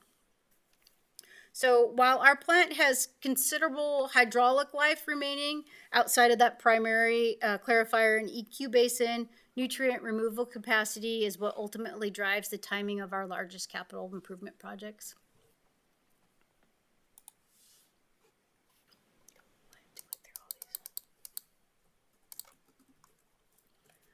So mirroring the water and wastewater collection system plans, this facility plan also included a risk assessment for every major unit process and its supporting equipment.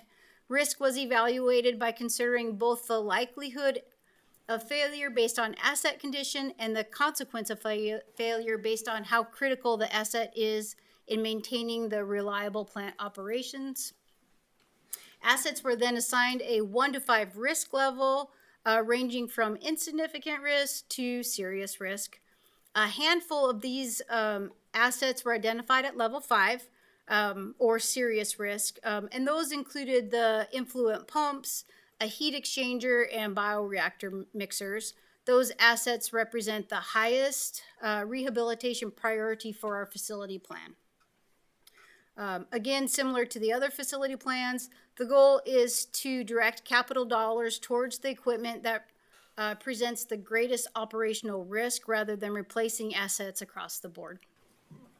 So bringing together the risk assessment and the capacity evaluation, the facility plan assessed every major treatment process for both conditions and performance. Together, these evaluations provided a very clear picture, including structural, equipment, and processes of where the plant stands today, and helps define and prioritize those capital projects over the next 20 years. So we did not do this in depth of a detailed look in the last facility plan. It was very important in this facility plan that we looked at even the structural integrity of some of the plant components, and we developed capital projects to help assess that. Because again, our plan is aged now, and we needed to take those steps. So we made sure that we were rehabbing the plant as needed for the future. Susie, on these 3 serious items, is there any risk of failure before it's addressed in the CIP? We did, so one of these is actually in our 2027 plan. I think it's the bioreactor mixers, gates, and valves. So I did put one of them in 2027. I thought it was at a high enough priority we needed to. The effluent pumps, the influent pumps. They are triggered at a little bit different level, but they are known, and we're on top of it. And some of these actually can be replaced with our maintenance funds, because in our budgets, if you recall, we have equipment replacement funds of like $200,000. So as these are failing, or when they are failing, we have funds to replace them also. So I have a couple different tools in the toolbox, if you will, to manage these as they happen. The key is that we've identified them, and I know that I need to have the revenues and the funding available to address them when they occur. The gate, I believe the gates and the valves, I think we budgeted like over $2 million to replace these. So it was a big project to get it done, but important. Any other questions on those? Okay. So as the mayor alluded, we did, as part of this plan, we really wanted to evaluate energy efficiencies and renewable energy opportunities at the advanced wastewater treatment plant. We really wanted to see if there were any areas to help us reduce the operating cost and support some long-term sustainability. Now, we have taken some of these efforts before, but we wanted to see if we were missing anything as a part of our own internal audits and reviews and maintenance priorities. Several alternatives were reviewed for technical feasibility and cost effectiveness. Overall, the assessment found that many of the most practical energy saving measures have really already been implemented because they're low hanging fruit, right? They were the easy ones to do, so we've done them. And that was really through that proactive maintenance and efficiency improvements. Ultimately, because our energy costs remain relatively low, most additional projects currently provide really limited financial returns. So you just don't see a lot of financial returns by improving our energy conservation because the capital costs are so high to change things out. One of the things that was identified to look at was our blowers. Well, our blowers are in pretty good shape still, so it's really difficult to change out your blowers when they're still working really well. And the cost and the payback cost is 20 years out. So it's just really hard to suggest or recommend that. Now, we do know that it is an opportunity, and if there are grants that come up, we'll keep these in mind. So this would help us apply for some grants, knowing where we may have some energy conservation projects in place. So it does help us with some of that, but there is also a program out there. It's called the Energy Smart Industrial Program, and it's supported by the local energy co-ops. They offer no-cost technical assistance. Now, we've used them one time before, and we actually did some significant improvements. We will always have conversations with them to see where we can continually improve with our wastewater treatment plant. And again, if funding opportunities come up that are grant-based, then yeah, we're going to jump on those as we see fit. So, any questions on energy? Yeah, I had a question. So on the Fires. I've got some what ifs with putting lids on the secondary clarifiers, but I believe we may need more area than just the coverage for the secondary clarifiers. Is that? It's both. Sorry, thank you. It's both more area, but also that those clarifier covers get removed at times. They're not meant to be fixed forever. There's equipment under there that you have to periodically get to. So you would beat them up essentially. So even if you built something over the covers, right? Like if you had something taller, a structure that you could still get under and work with if you had covers, work with the covers on. I'm just thinking, like, if we have this, I don't know what this energy savings incentive program is, but if there's like a ability to do a study, because I'm thinking, there's benefits. I understand the kind of the return on the financing question, and it's somewhat close, or it's marginal. So is it worth? But that's not the only question. I mean, there's questions with our electricity grid and Flat Electric and what they're going out and they just news reported that they have to go and buy a gas power plant to keep up with demand over time. And so I'm just wondering, to reduce our consumption and provide a little bit of that energy independence for the city, reduce costs, obviously marginal based on assessment here. But if we did an assessment where we assess citywide, maybe through this grant, not only out at the treatment plant on this building, on the public safety building, and kind of do as kind of a citywide property, if we put solar panels where there's opportunity to put them, what would that look like? How does that change the numbers, if at all? And also, the consideration beyond just, that direct financial. Obviously, if it's a big difference, it doesn't make sense. But if it's close, it might be worth doing anyways. And if you went through the facility plan, as far as looking at projects specifically to the wastewater treatment plant, we did vet through pretty much everything. And nothing really popped where you weren't putting in a large financial investment and getting a good rate of return. I mean, you would just be taken away from other capital projects, which of course would be at council's discretion, but it just wouldn't be, it'd be difficult to put money towards energy efficiency when we needed to replace a clarifier.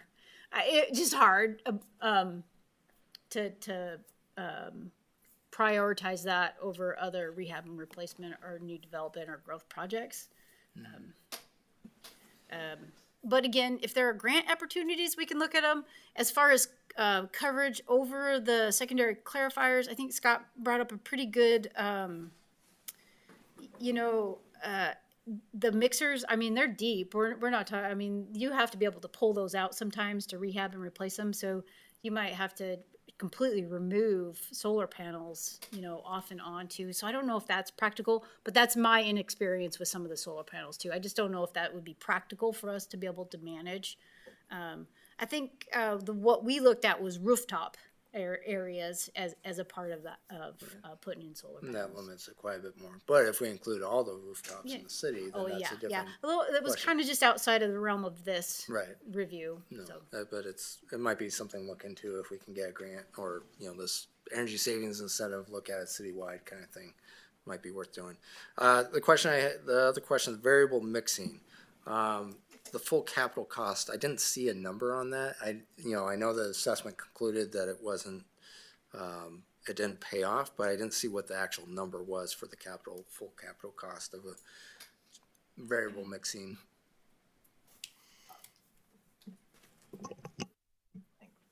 I can speak to some of that.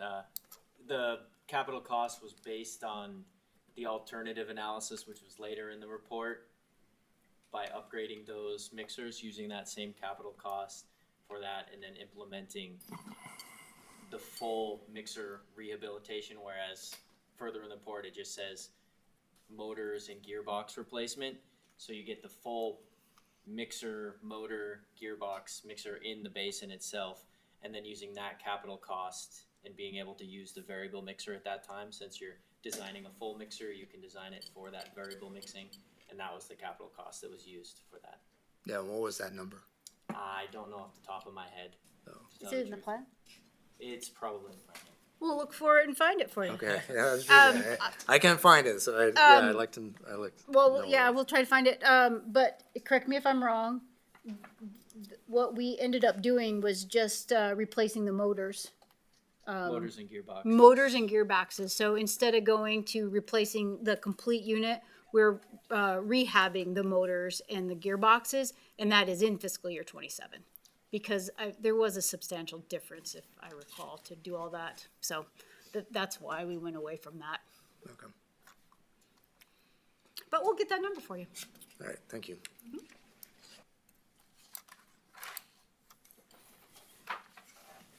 Any other questions? Mr. Dowd. Susie, this is just like a follow-up from a few years ago. There was one of these components needed to be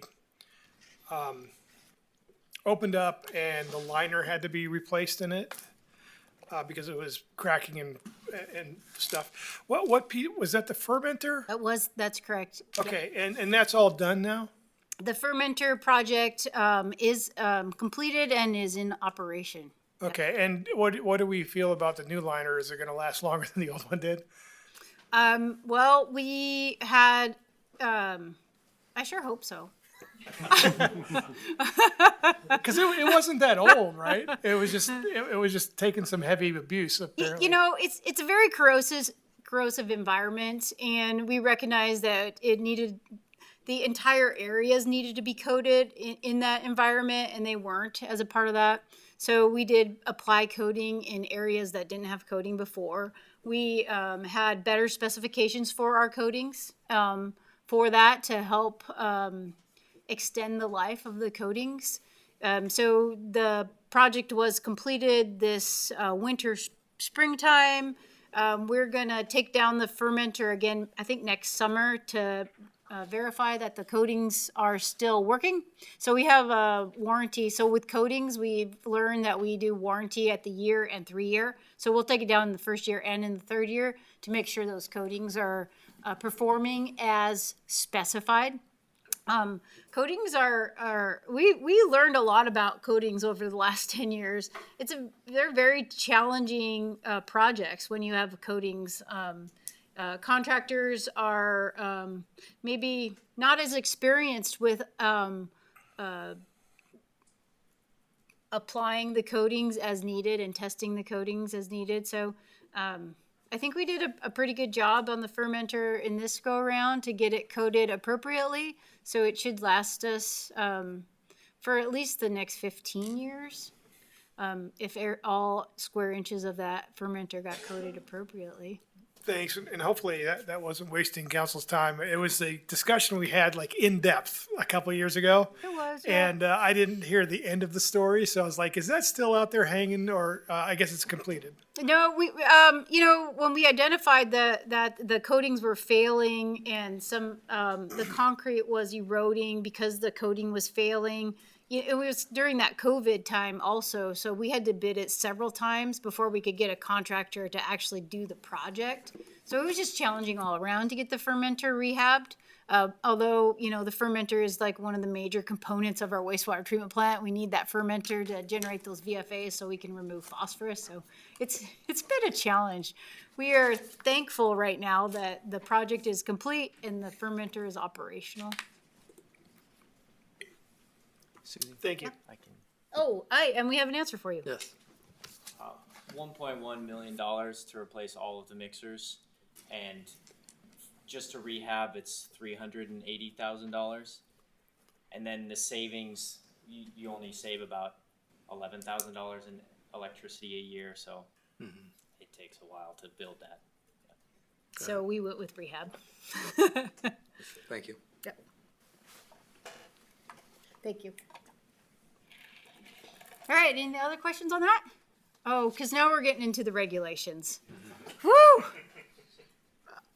Okay, as I noted earlier, the regulatory environment really dictates a large portion of our capital projects. The regulatory situation, we find water bodies in Montana, and Ashley Creek is one of those that they're water bodies in Montana, and Ashley Creek is one of those that they're also updating for that. Once the update on Ashley Creek for the TMDL is updated and adopted, we feel we're going to have a much clearer picture on what our future discharge permits will require. DEQ is actively working on that update, and they think they'll have an updated TMDL by the fall of this year. So I do believe by the fall of this year, we may be able to have some really good conversations on what regulatory scenario we need to approach and provide some recommendations. So I'm hopeful for that. But Susie, am I correct that the last time we were looking at these, we were sort of in the same limbo even then? Yes, we were. So, I mean, this, just to explain to council, this has been a long-term issue that we've Yes. been navigating through, so thank you. Yes. And about that, at the same time, there was another lawsuit that was happening that really kind of changed the directions from the numeric to the narrative. Actually, that's actually what transitioned as a part of all of that, all things considered. I'm sorry, I missed, what was the projected date you were saying about Well, resolution? I believe by DEQ has committed that they will have the draft TMDL to EPA by September of this year. So we are definitely involved in those discussions, and we're keeping our eye on that, because really those are the limits that we think we're going to be held to on those TMDLs. Okay. So Montana's transition from narrative criteria, the pending Ashley Creek TMDL update, and ongoing coordination with DEQ have created some significant regulatory uncertainty. As a result, we've been in this regulatory holding pattern, as we kind of just discussed, for nearly a decade, while the treatment plant continues to age. We know investments are needed, but we don't want to spend significant amounts of money rehabbing portions of the existing treatment process if future permit requirements ultimately push us towards a different treatment approach. We just don't want to invest in infrastructure that has a limited useful life. We just don't think that's the best way, financially responsible for the city of Kalispell. However, I think we're going to have to make some decisions, because we've kicked the can down the road for 10 years, and the plant's just not going to be able to manage that any longer. So rather than trying to predict what the state might do, we worked with AE2S to evaluate 3 potential permitting scenarios. This approach allows us to identify projects that make sense under any scenario, while positioning the city to move forward as regulatory requirements become clearer to us in the near future. Scenario A assumes the assumes that today's permit limits essentially are going to be what we're held to. This is the lowest hanging fruit, which is why in the schematic on the left, it's the largest target, the easiest regulatory threshold for us to manage. It supports demonstrated performance and incremental improvements, including improvements like the 5-stage Bardem flow, plus eventually working into an IFMA, which is integrated fixed film activated sludge process in the future. Scenario B is the highest attainable condition scenario. That would require us to upgrade to a 5-stage Bardem flow process plus a membrane bioreactors. This scenario anticipates the implementation of the narrative criteria requiring enhanced nutrient removal based on site-specific technical and economical feasibility without resorting to the most extreme treatment technologies, which leads us into scenario C, which is the extreme treatment technologies, the most strict case, if you will. That's tied to the state's ecoregional standards and would add the reverse osmosis on top of scenario B, which is the most expensive path to meet treatment requirements. The value of looking at the 3-pronged scenario approach is that we can take no regrets capital investment steps now that work under all 3 scenarios and stage the bigger commitments as regulatory pictures become more clear. Do we have an estimated cost difference between scenario A, B, and C over the full Yes, you're planning just horizon? like leading me to my next slides. Oh, great. So, absolutely for the water and wastewater collection facility plans, this model can be updated as incremental improvements are made to the treatment plant so that we can understand those operational changes, which ultimately affect our effluent chemistry that are dictated by our discharge permit. 4 big findings that we can take away from the updated model and are actually absorbed in our capital planning is first, nitrogen is the nutrient that is challenging our process right now, and all of the realistic alternatives will need supplemental carbon for us to be able to reduce our nitrogen. And supplemental carbon comes in, it's methanol or other proprietary products like Micro-C. So essentially, we're going to have to buy chemicals maybe to get to that lower treatment process, unfortunately. That might be the realm that we have to move into. Second is that the bioreactor upgrade has a very clear trigger at about 4 million gallons a day of average annual flow, which based off of our projections will be around 2031.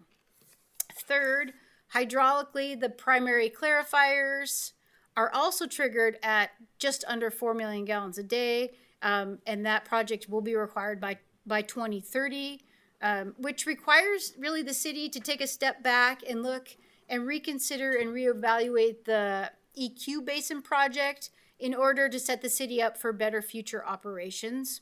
And you see that reconsideration in our fiscal year 27 project. So we're looking at the primary clarifier and the EQ Basin as one. So that's what's in the fiscal year 27 fund right now. The fourth is really recognizing that there is a real value for the model and allowing us to test alternatives and update it as actual conditions are presented to the city. So we have a really good model now that we can run scenarios with, especially when we know what our clear permit triggers are.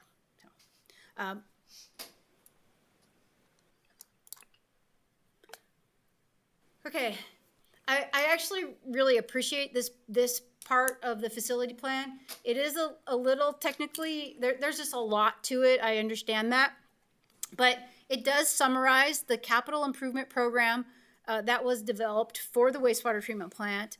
The projects are organized by implementation timing and are based on the condition of the assets, the risk analysis, capacity evaluation, and potential future permitting scenarios that we discussed in that earlier slide. The projects shown in blue are the short-term improvement planned between 2026 and 2030 These projects focus primarily on the rehab and replacement aging equipment, addressing high-risk assets, improving solids handling, and maintaining the existing treatment plant process. As I've mentioned before, and I think it's worth highlighting, an important milestone that occurs around 2030, that's when the projected flows meet that 4 million gallons per day. At that point, additional primary treatment capacity is recommended to maintain those operational capacities and treatment performance. So we've been aware of this bottleneck and are planning to move forward with that project in the upcoming year in coordination with that EQ Basin project. Operationally, those two projects are very closely linked, and the final design will need to consider how both of those processes function together in the future. I'm going to take a drink because I'm starting to get dry. Dry mouth there. Okay. So, I also think it's important that we briefly discuss the biosolids handling project that on this capital plan is shown for 2028. This project will become necessary if we are unable to consistently dewater our biosolids to the solids content that the Flathead County landfill is requiring. This is a very large project that includes biosolids, drying equipment, such as a dryer, a boiler, pumps, and conveyor modification. So it's a very big project for us if we can't meet our percent solids. We are currently in the middle, we're actually nearing the end of our dewatering project. We have the new screw press. We have the existing screw press in place. We are operating both screw presses right now. Our next phase of the project is to optimize our pressing through different types of polymer. So we're testing polymer right now. It just takes a little bit of time. It's not something that happens overnight. We have to send the sludge away or bring a company in to test our waste. We actually press two different types of waste. We press digested waste and waste activated sludge waste. And just as an overall reminder, the reason we're so good at removing phosphorus from our plant is because we press waste activated sludge, which has all of our phosphorus in it. So we get rid of our phosphorus through our biosolids. So if we can't press it out, we're not going to do as good at treatment for phosphorus. So it's very important that we can still press out to maintain our permit limits for discharging to Ashley Creek. So they all work together eventually.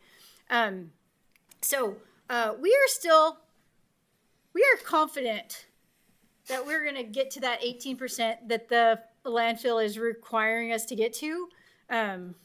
But we have backup plans. I'm a luck favors the prepared type of person. So we've got some backup alternatives that we're vetting through if we can't get there. And one of those is this larger project where we have to install a dryer to dry our biosolids. So we're also looking at some other interim alternatives to maybe get us through before we'd have to invest such large capital projects. So we fully intend to come back in front of council after we've been able to operate and optimize our dewatering process throughout the summer. So we fully intend to come back to council with better information once we've had time to operate. So that's kind of where that project is right now. Moving on, the projects shown in green represent the near-term improvements between 2031 and 2040. These are largely driven by the nutrient removal capacity and future regulatory requirements. The first major trigger occurs around 2031 when the biological treatment process reaches its threshold. At that point, upgrades to the bioreactor process are anticipated and planned as that 5-stage bottom flow. That's that project. Beyond that point, several projects are tied to specific permitting scenarios. The letter designation indicates which projects apply under each regulatory outcome. Projects marked with A, B, or C would only be required under certain scenarios, while projects without a letter designation are needed projects regardless of the permitting path. The most significant future investment really occur between 2023 and 2020 and 2033 and 2036 and beyond. So depending on those future permitting requirements, the city could need additional secondary clarification, membrane treatment, reverse osmosis, or other advanced treatment processes to meet those future requirements. So it's a regulatory limbo, but hopefully there might be a light at the end of the tunnel. So maybe we're gonna know where we need to be, and we can plan and we can prioritize. I think the key takeaway is that this plan really provides a phased roadmap. It identifies projects that are needed today, projects that are triggered by growth, and projects that may be required depending on future regulatory decisions.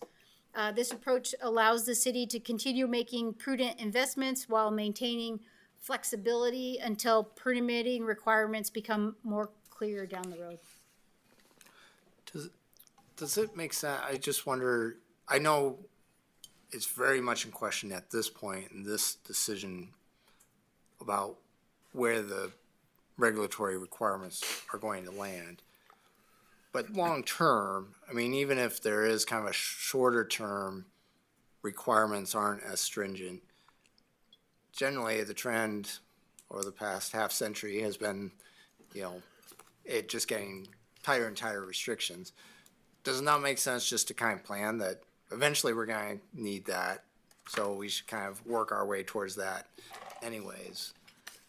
I think that's a discussion for another work session, just focused on where we want to land as far as our effluent ultimate goal, our effluent treatment ultimate goal. What I would like to do is I'd like to present that knowing what our regulatory requirements are. And I think we're going to get there this fall. I think once we have those numbers, we're going to be able to plan. We're going to be able to take these scenarios, and I'm going to be able to show you where we're going to need to fall.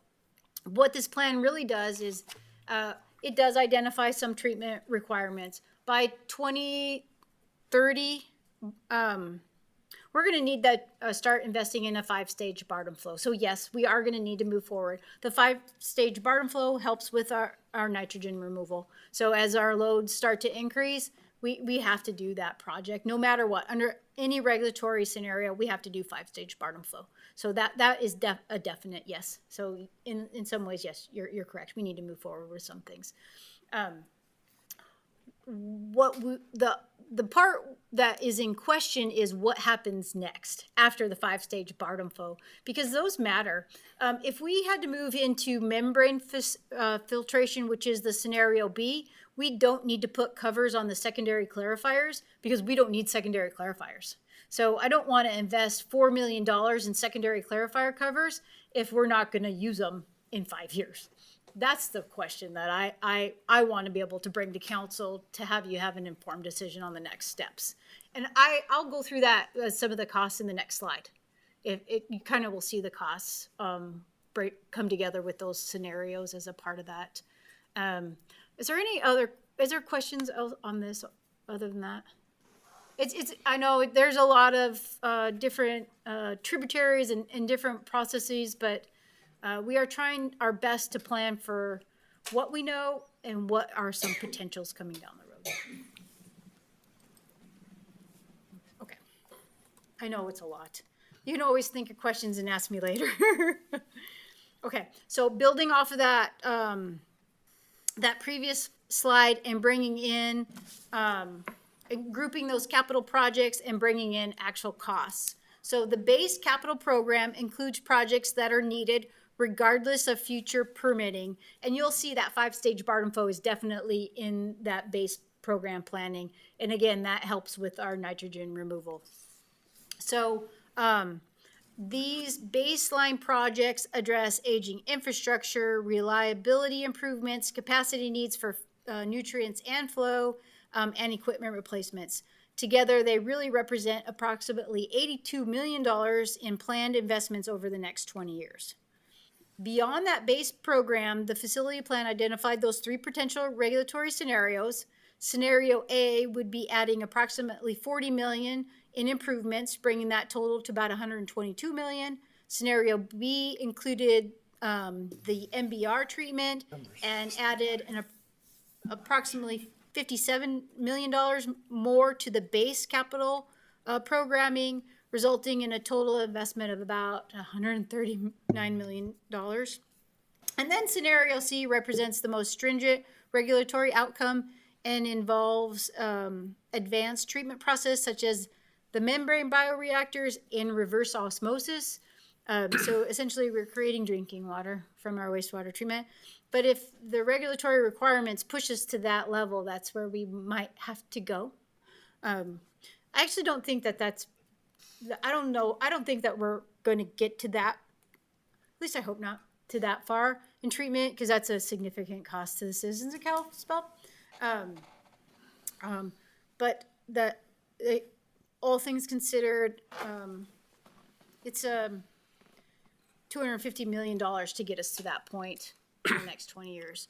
It's substantial. But really, the key takeaway is that the majority of the near-term projects are needed regardless of future regulations. So that's the capital planning you see me bringing forward. However, future permitting decisions will have a significant impact on timing, type, and overall cost of treatment upgrades required at the facility. As I kind of said before, we will be back in front of council with recommendations to CIP selections, hopefully this fall, as we learn more about our permitting limits, fine-tune our dewatering capabilities, and we'll look at this all as a part of our utility rates review. So as we're doing our utility rates review, we're going to need to pick capital projects to make sure that our rates are covering the cost of service and our capital plans. So those all kind of have to fold into each other, and that should happen this fall and winter as we put that together. So that completes the wastewater treatment plant portion. Happy to answer any questions, but I am going to turn it back over to Keith to wrap things up. Real quick. So if we go with option B, does that mean we don't need any of the things in option A? Or we still need option A? Because you were talking about the clarifying covers, we wouldn't need those. We would not need those. So But the if rest we of went that with we would? option B, we would do all the base scenario capital plans and B. No A. Nothing in A. No. And that's kind of like the conundrum we're in. We really need to update our tertiary treatment, which is our sand filters. Gosh, did I say that in there? Oh, yeah, existing, yeah. So we need to update those filters. They are aged and they're not working appropriately anymore. But I don't want to invest in that if we decide to go with a membrane filtration process. So so if we did B, then we wouldn't need to replace those. Those would all be extraneous stuff. Correct. Yep, correct. Okay, so I mean, that's kind of where the point I was making, I guess, is like, We why don't want even A and B. why even bother with A? Yeah. I mean, we're eventually gonna. I understand C. We don't. Yeah.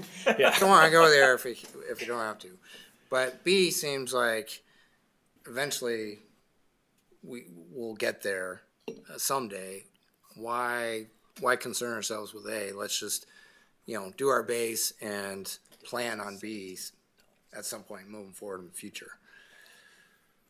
Unless A comes in, unless we get notice that C is where we have to go, which hopefully we don't. I think if all things considered, if we saw C as the regulatory requirement, we would apply for economic variances to get us to the point where we would only have to implement highest achievable conditions. So there are some variances that we would try to go through based on economic analysis. So we'd be back to B again. Potentially, we would be back to B, yeah. Feels But like all that things would be the considered, we might be at A. I just don't know what those TMDL numbers look like. So I'll be really interested to see what the TMDL loads come back as. I guess I would just hate to spend 40 million and then come back and have to spend another 57 million.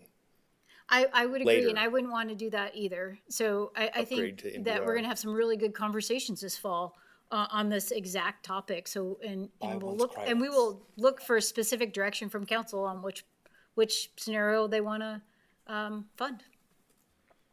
So a quick question, because it came up in public comment about the regional septage facility. It's not included in any of these planning. No, we are not a part of the regional septic planning or facility at all. But is the regional septic facility being in Lakeside, is that part of the reason we're doing the drying project though?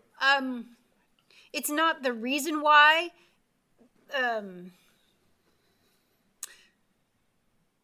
The composting, the biosolids, our biosolids story is actually, it's been like 10 years in development also, right? So we've had to come up against a few uphill battles and scenarios that have kind of brought us down different paths, if you will. We originally, we knew we were running up against our ceiling for bringing our biosolids to Glacier Gold. We knew we were bumping up against that ceiling, and we were planning to construct a composting facility as a part of that. And that was, if for those of you on council back then, that was actually in our rate study. We had a composting project on there, and that one got pushed out. For good reason, because at the time, the county had ARPA funding where they were going to build a septic receiving facility and a composting facility that was regional. So we thought we would be able to bring our biosolids to that composting facility. Well, it didn't turn out that they built the composting facility. Instead, they invested in lakeside treatment and a septic receiving facility. So they got rid of the compost part of that project, which brought us back to where we were, that dang it, we need a compost facility, or we need some type of alternative for our biosolids. And that's when we began our conversations with the county, transitioning away from Glacier Gold because they were closing their doors. Again, that kind of happened all in that same story timeline. Glacier Gold decided to close their doors. And so we started discussions with the landfill to see if they would take our biosolids under certain conditions. And we're currently working through that right now. The landfill has set some limits on what they will accept at the landfill, which is 18% solids. We didn't initially recognize that it was going to be a hard number at the time of our discussions, but we understand that now. So again, we are working through some of that, and we will know by the end of the summer whether our dewatering project is going to get us to that 18%, or if we're going to have to invest in a different alternative to create drier biosolids. And then the other part of public comment was, is the county building that facility down Lakeside in a spot that the water would come back down into Ashley Creek upstream of us? It's downstream, and it's actually groundwater Okay. injection. So downstream of us, it's not so a it surface water permit. It's a groundwater injection permit. So it looks a little bit different for that. But it wouldn't be coming back in before our permitting. No, it's downstream. Okay, thank you. I guess alluding back to the public comment about the reclassification of Ashley Creek, I have the same confusion. I'm not sure where the status is of that. They denied our request, but then they allowed for things that seem to me be primarily most of our request on the reclassification, but it's kind of stalled out. It's not happening. I don't think it has stalled out. I just think that things have intervened, and Montana legislature kind of changes some of DEQ's priorities and allows different avenues to move forward.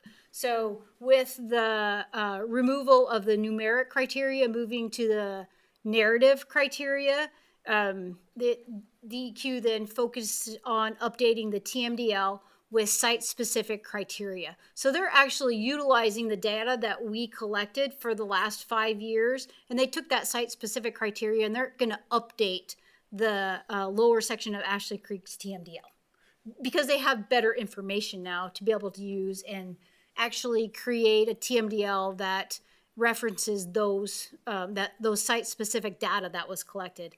Whereas last time it was very regional. It was regional water quality. They based it off of dosing of a pristine high mountain stream, and that's what those numeric numbers were. But Ashley Creek, that lower section, it's different, right? So we needed, and these are the things that we asked as we did the site-specific and the use attainability analysis, was to try to use site-specific data instead of basing our effluent requirements on a regional criteria. Just look at the site-specific and give us limits that met the intent of the beneficial uses for the lower section of Ashley Creek based off of site-specific criteria. That's really what we asked them to look at. And that is what they agreed to. They agreed that that section of Ashley Creek, it isn't classified as a high pristine mountain stream. It's got different characteristics, that lower section of Ashley Creek. So it's not necessarily to reduce water quality standards, it's just to actually take into consideration that site-specific water quality standards. Right. And that's what we're going to be held to. And I had a number of questions about our analysis on that kind of different assessment of Ashley Creek being different and stuff. And I was told that there were responses to those questions. We were waiting on some information, but it's been a few years, so. Yeah, it takes a while, Okay. Your Honor, to kind of work things through DEQ and actually have them provide response. So DEQ is responding to the questions I submitted? I thought I responded to those questions. I never got a response. Well, let me go back. Okay. Yeah, I appreciate it because I've been thinking about them. I mean, it's certainly, they're still in my mind of, about our analysis. So, and if you did, I apologize if I didn't see it, but Yeah. I don't recall seeing it. I did, but. But if the lawsuit then is successful and we go back to, my understanding, lawsuit is successful, we go back to numeric, that lawsuit from Lakers and stuff it's about the narrative versus numeric, The lawsuit against EPA, right? yeah, I don't know what our permit limits would look like. I don't know what it reverts back to. So to say it goes back to numeric, I don't know if that is factual or not factual. Okay. I think that there's a different types of asks on that lawsuit, not necessarily go back to numeric. I don't think that's the outcome they're looking for. So it would not affect this decision by DEQ on the Ashley Creek and It may county affect category. it. It may, okay. I'm confused. Well, I think really. We'll know this fall. Huh? We'll know this fall. As we move forward with the TMDL, we're going to know what those TMDL updated numbers are going to be. And historically, DEQ permits us on those TMDL numbers. So I believe that's going to be our best course to what treatment upgrades we need to implement at the time. Whether the lawsuit is going to uphold that or not, I don't know. I really don't know. It's hard. Again, we're always in regulatory limbo. So maybe to your point, at some point, we're going to have to pick a treatment process to move forward and just recognize that there may be some considerations down the line because of other things that are happening regulatory-wise. The best I know. But again, just to refresh my memory, I mean, one of our challenges is that we, in the 90s, when the plant was built, picked one of the smaller tributaries in the Flathead. We didn't pick Flathead River or the Stillwater. We picked Ashley Creek, which is pretty limited. And in general, with this, dilution is the solution. So the volume of water going through the river really changes would change the permitting. And so we're limited because of the body of water we already selected, which was. Ashley Creek does pose some limitations for us, definitely as far as the pounds per day that we are able to discharge into Ashley Creek. And that's based off the size of Ashley Creek and what that creek can handle based off of the pounds that we're discharging. The reason we discharged to Ashley Creek is because originally that's where the treatment plant was built back in the, I think, 60s, 70s timeframe when it was originally built. It discharged to Ashley Creek, so we just continue to build and upgrade our plant at that spot. Could we get a different discharge permit to discharge into the Flathead River? Potentially we could. We would just have to pump there, which is a long ways, and we'd have to get an updated discharge permit to the Flathead River, which takes substantial investment also. So it would also be a challenge for us to be able to just change our discharge point to the Flathead River.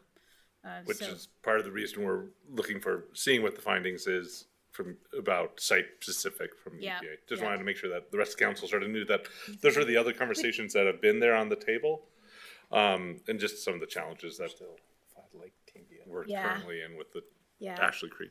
Yeah, and I think even to build on top of that, always downstream of Ashley Creek is the Flathead Lake, and the Flathead Lake also has a TMDL. So just because we would move our discharge point maybe from Ashley Creek to Flathead River, you always have the lake downstream, and there could also be regulatory requirements with the lake. They just are not looking at it right now. So there's always there's always something. But you know, the reason we live here is because of our natural resources, and we want to protect them also. So that is definitely understood also.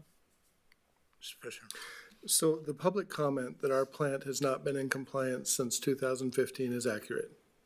I wouldn't necessarily say it that way. We are always in compliance with our permit. So I would say that is not an accurate statement. Back in 2015, when we had the numeric water quality standards, at that time there was also a variance process that was that we were allowed to apply for, and we received. So we received the variance, which set our current limits as they are right now. So we were always in compliance with our permit discharge. Okay. The numeric standards that were sent were unattainable, right? Without going to 172 or $250 million. So they're unattainable and as a part of our process. So, But even this fall, when you come to us with more accurate information after all this crap is passed, we could always be in regulatory limbo because there's always change. I mean, potentially, it could perhaps always be Yep. a new standard. Yep. But by meeting B, which there seems to be some interest in, we would be in compliance with everything, as far as you know, unless something new falls down this fall, we would for certain be in compliance with everything. Well, I just want to iterate, we're in compliance now. Okay. And I should have- We are not in compliance. Thank you. We are. Continue. We will Forgot a word. continue to remain in compliance as our loads and flows grow. We have more pollutants coming into the treatment plant, so we're going to have to expand our treatment process to be able to maintain our treatment capacities. So it would put us well into the future to be able to maintain those. Thank you. At a really low effluent, permit quality. So I will note that we saw like 6% growth during the pandemic. We were at 4% growth in 24. The numbers have just come out for last year, and we're at 2%. So our projection is 2.5%, and we're below that as of last year at 2% growth. So that's, I think, good news, and hopefully we sustain something more like that that's reasonable over time. We'll see what the future brings, but and I think that shows the wisdom of the 2.5%, because there was some pressure last year to raise it up to the 4% or something, and obviously I think staff was wise to resist that pressure and stick to a more reasonable long-term projection on that. But Susie, for clarification, even B, we would be in compliance with the permit, but there is more advanced treatment happening as well along with that. That is correct. For scenario A? For A and B. Oh, yeah, because as our loads and flows increase, we do have to increase our treatment capacities to be able to accommodate those new loads and flows. And as I kind of referenced, a lot of it has to do with the total nitrogen treatment process. When I want to go back to the question about Evergreen that was addressed earlier on, as we're looking at these kind of short-term upgrade options, I'm not sure how the current intergovernment agreement is structured, but does the rate that Evergreen pay, are they contributing their share, their proportion of the flows to these upgraded costs? Yes, That's the way it's currently calculated. Yep. And as we do our rate analysis, we'll bring all that information back in front of council. So it's a cost-based analysis. So you'll see the cost to treat, and those are applied to Evergreen. Those rates are also. So it's very equitable. We try to make it as equitable as possible. They don't, the two systems don't mirror each other identically, but we do try to make it look or be as equitable as possible and comply with our agreement with Evergreen. But it is a cost-based analysis, so those rates incorporate that. Thanks. Is it hard to come to council with such Decisions that you have to make, and I'm hoping I can bring forward the best information for you to make really good decisions.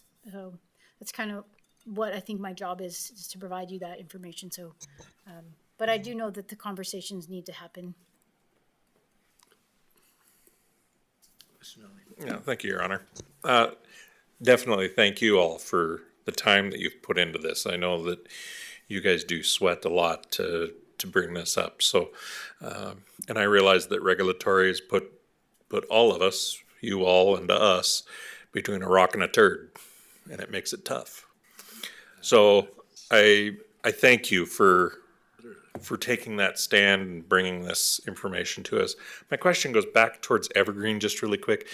That had to be done back in the 90s because of a environmental issue. In that time from the 90s to now, is that environmental issue something that Evergreen is considering is going to continue to grow as septic tanks start to fail in further and larger areas? You know, I know that they are in the process of doing an alternative study. I think they're looking at their system and whether they want to grow outside of that service area, and how they could potentially do that. So I think they're asking themselves those same questions. And, you know, they're environmentally conscious also. So I think they are asking those things. I know that we are potentially, I haven't seen the alternatives report or review. So I think I will be able to see some of that here soon. So I'll be able to bring back some information on that. And I know Evergreen's always happy to come to council and provide that information too. So. No, and I appreciate everything that Evergreen does, right?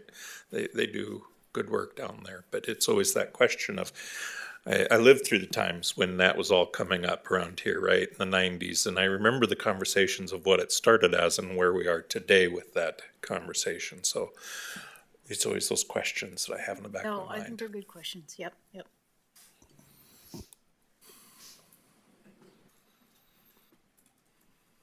Ready?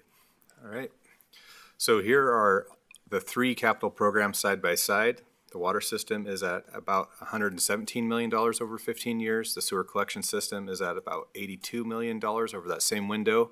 So our two 15-year pipe and plant programs total roughly $199 million. The treatment plant adds about $80 million in near-term, no regrets investment, with larger commitments staged behind the regulatory decision to take the totals either to $122 million, $139 million, or $254 million. The message that we want to pass forward is all three principles at the bottom. One, a shared growth basis, one consistent risk-based method, and investments that are staged and flexible.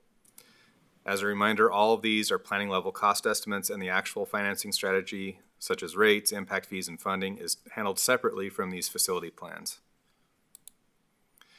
So here's the path forward. First, we want to review comments received by council tonight and from the public during the public hearing that's upcoming. Second, we'll bring all three completed and coordinated facility plan updates back to you for your adoption. Third, we'll keep working with DEQ to sharpen the treatment regulatory picture and confirm which scenario to move forward with for our wastewater treatment plant. Fourth, we'll utilize these plans to complete utility rate and impact fee analyses so that the city can ensure adequate, sustainable funding for the investments we've outlined tonight. And finally, we'll move forward with projects as identified, prioritized, budgeted, and approved by council. We'll continue to update and reprioritize projects as conditions change and growth continues. And that's it. That's the full picture across all three systems. We're happy to take any questions or jump back to any other slides. Any further questions for staff?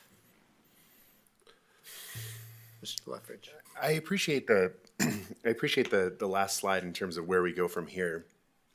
And I'm new to all of this, and so it seems like so many of these pieces kind of go together in terms of being able to have let the public know how they should be commenting, and what their feedback should be on these utility plans. So it would be very interesting to know, and I think the public would be very interested in knowing what the utility rate analysis and funding mechanisms would be. What are the options in terms of, grants, bonding, impact fees, since much of this development is going to be residential anyway, and being able to understand what that rate analysis will be in a comprehensive picture in order for them to be able to adequately comment on the substantial cost. I mean, this is a tremendous amount of money for a community of Kalispell size. I just don't understand how they can comment in a substantive way without being able to have that information. Can anybody comment on how this process is kind of operated in the past in terms of being able to ensure the public has the right to know and comment on these substantial investments? I think, part of what we're after is to make sure that the process is right for how we've developed these projects. So if there's comments on, I think we've done a really good job of determining projects, bringing them forward based off of risk. I think that's very defensible. And so if the public has comments on the process, our risk analysis, how we've picked out these projects, I mean, those are the types of things that I think we want to talk about, and hopefully the public will bring forward. And then that goes into our next steps, and then they'll have another chance to come forward when we're talking about impact fees and rates. And sometimes they go hand in hand, because right now we have reduced impact fees and we're paying partially out of rates. Does that burden go back on development, or does it stay partially on ratepayers? Those are just discussions that kind of happen after this, but right now we're just trying to say, here's our outlook, here's the projects, here's what we have to move forward with as far as we can tell, and trying to see if they're in agreement with those processes, the rates that we've applied for population growth. And so I think a lot of it is really making sure that the process for these project selections are correct. I think also what you're asking for is some really good discussion on what capital projects you want to incorporate into the rate analysis. And as we move into the rate analysis, this conversation continues into that. So just as an example, the last time we did a rate analysis, we had all these projects listed, but council only chose a certain amount of them to actually support with the rate. So as I mentioned before, the composting facility, that got pushed out for several years. And so we didn't include it in our rate analysis. So as far as prioritizing and actually picking the projects, that comes in the rate analysis and review process. And we come before council, last time I think we came in front of council at least 4 times with the rate analysis and impact fee review. So we then take this backbone facility plan and these projects, and we bring that into the rate analysis and discussion. So there'll be a lot of great opportunity for the public to comment on those. I believe last time we did the rate analysis, we do it in coordination with the impact fee reviews. We had scenario like A through F in front of council to decide which process they wanted to move forward with. So it's very iterative, and there's a lot of opportunity to look at different projects and what council may want to fund. I appreciate that. So on July 6th, we're not approving $336 million. Absolutely not. No. We're just saying you've identified that. Yes. Yes. And that may be a good idea. It's the first step in the Yeah, process. this is the large planning document, just like Malupa. People get very interested when it's in their backyard, which is the rate study and the rate fee and how's that actually going to impact their water, sewer bill, et cetera. So, yeah, generally this planning process, although it is huge and it's a huge framework with what we have to do and plan for growth, ultimately when it does come to that rate study, which will include multiple work sessions and more public comment, that's when we'll garner a lot more interest, and council will have to weigh, councils all over make decisions that have long-term implications, whether it's not maintaining a system in pushing those down the road. It's very easy to lower rates and not pay for anything, or decide, what is reality and the types of projects I want to move forward with. But those impacts will be there this fall, so. Thanks for all of your hard work, all of the hard work you do behind the scenes to keep our city running. Really appreciate it, and thanks for dealing with my questions tonight.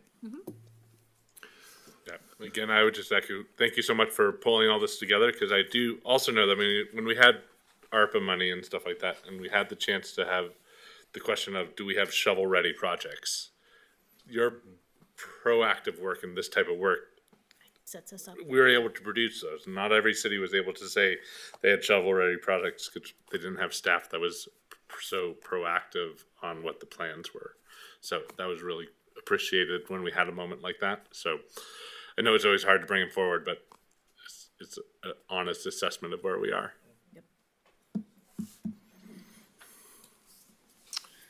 Okay, public hearing will be July 6th, so folks want to comment specifically on what they heard this evening, that would be the opportunity, and with that, we'll move to city manager report.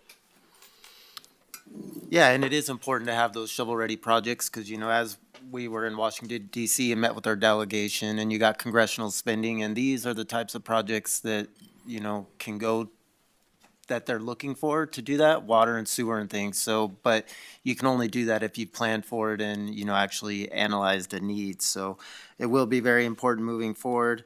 We'll say next Monday, 5th Monday, are having a work session here in council chambers, just in regards to traffic and traffic enforcement and how the wheels of justice work with all the tools at our disposal and the ordinances the city has, and how we've been utilizing that. And that's all I got, so. Council reports, Mr. Fisher, start with you. Nothing. Thank you. I will just say one quick thing, and I'll keep it short. Our community lost a community leader last night in Gordon Perry from Western Outdoors. So if you could please keep your thoughts and prayers with the Gordon Perry family.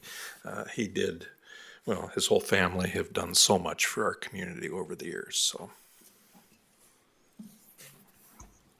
Ms. Gabriel, any thoughts? Thank you, Your Honor. I lost my battery on my headset, so hopefully you can hear me. You can. Just over my computer speaker, but gosh, Keith, Susie, thank you for, I can't even imagine how many hours went into compiling all of that information. And you present it in such a way that it's almost understandable to the rest of us. So thank you for that. I really appreciate it. And I would echo Mr. Nunnally.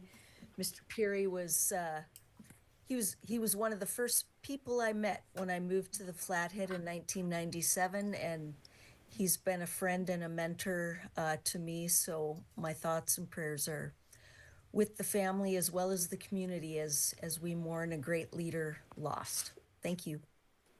Thank you.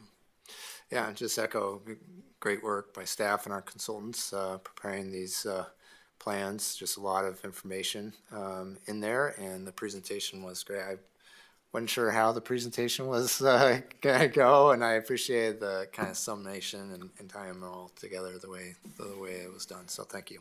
With that, we're adjourned.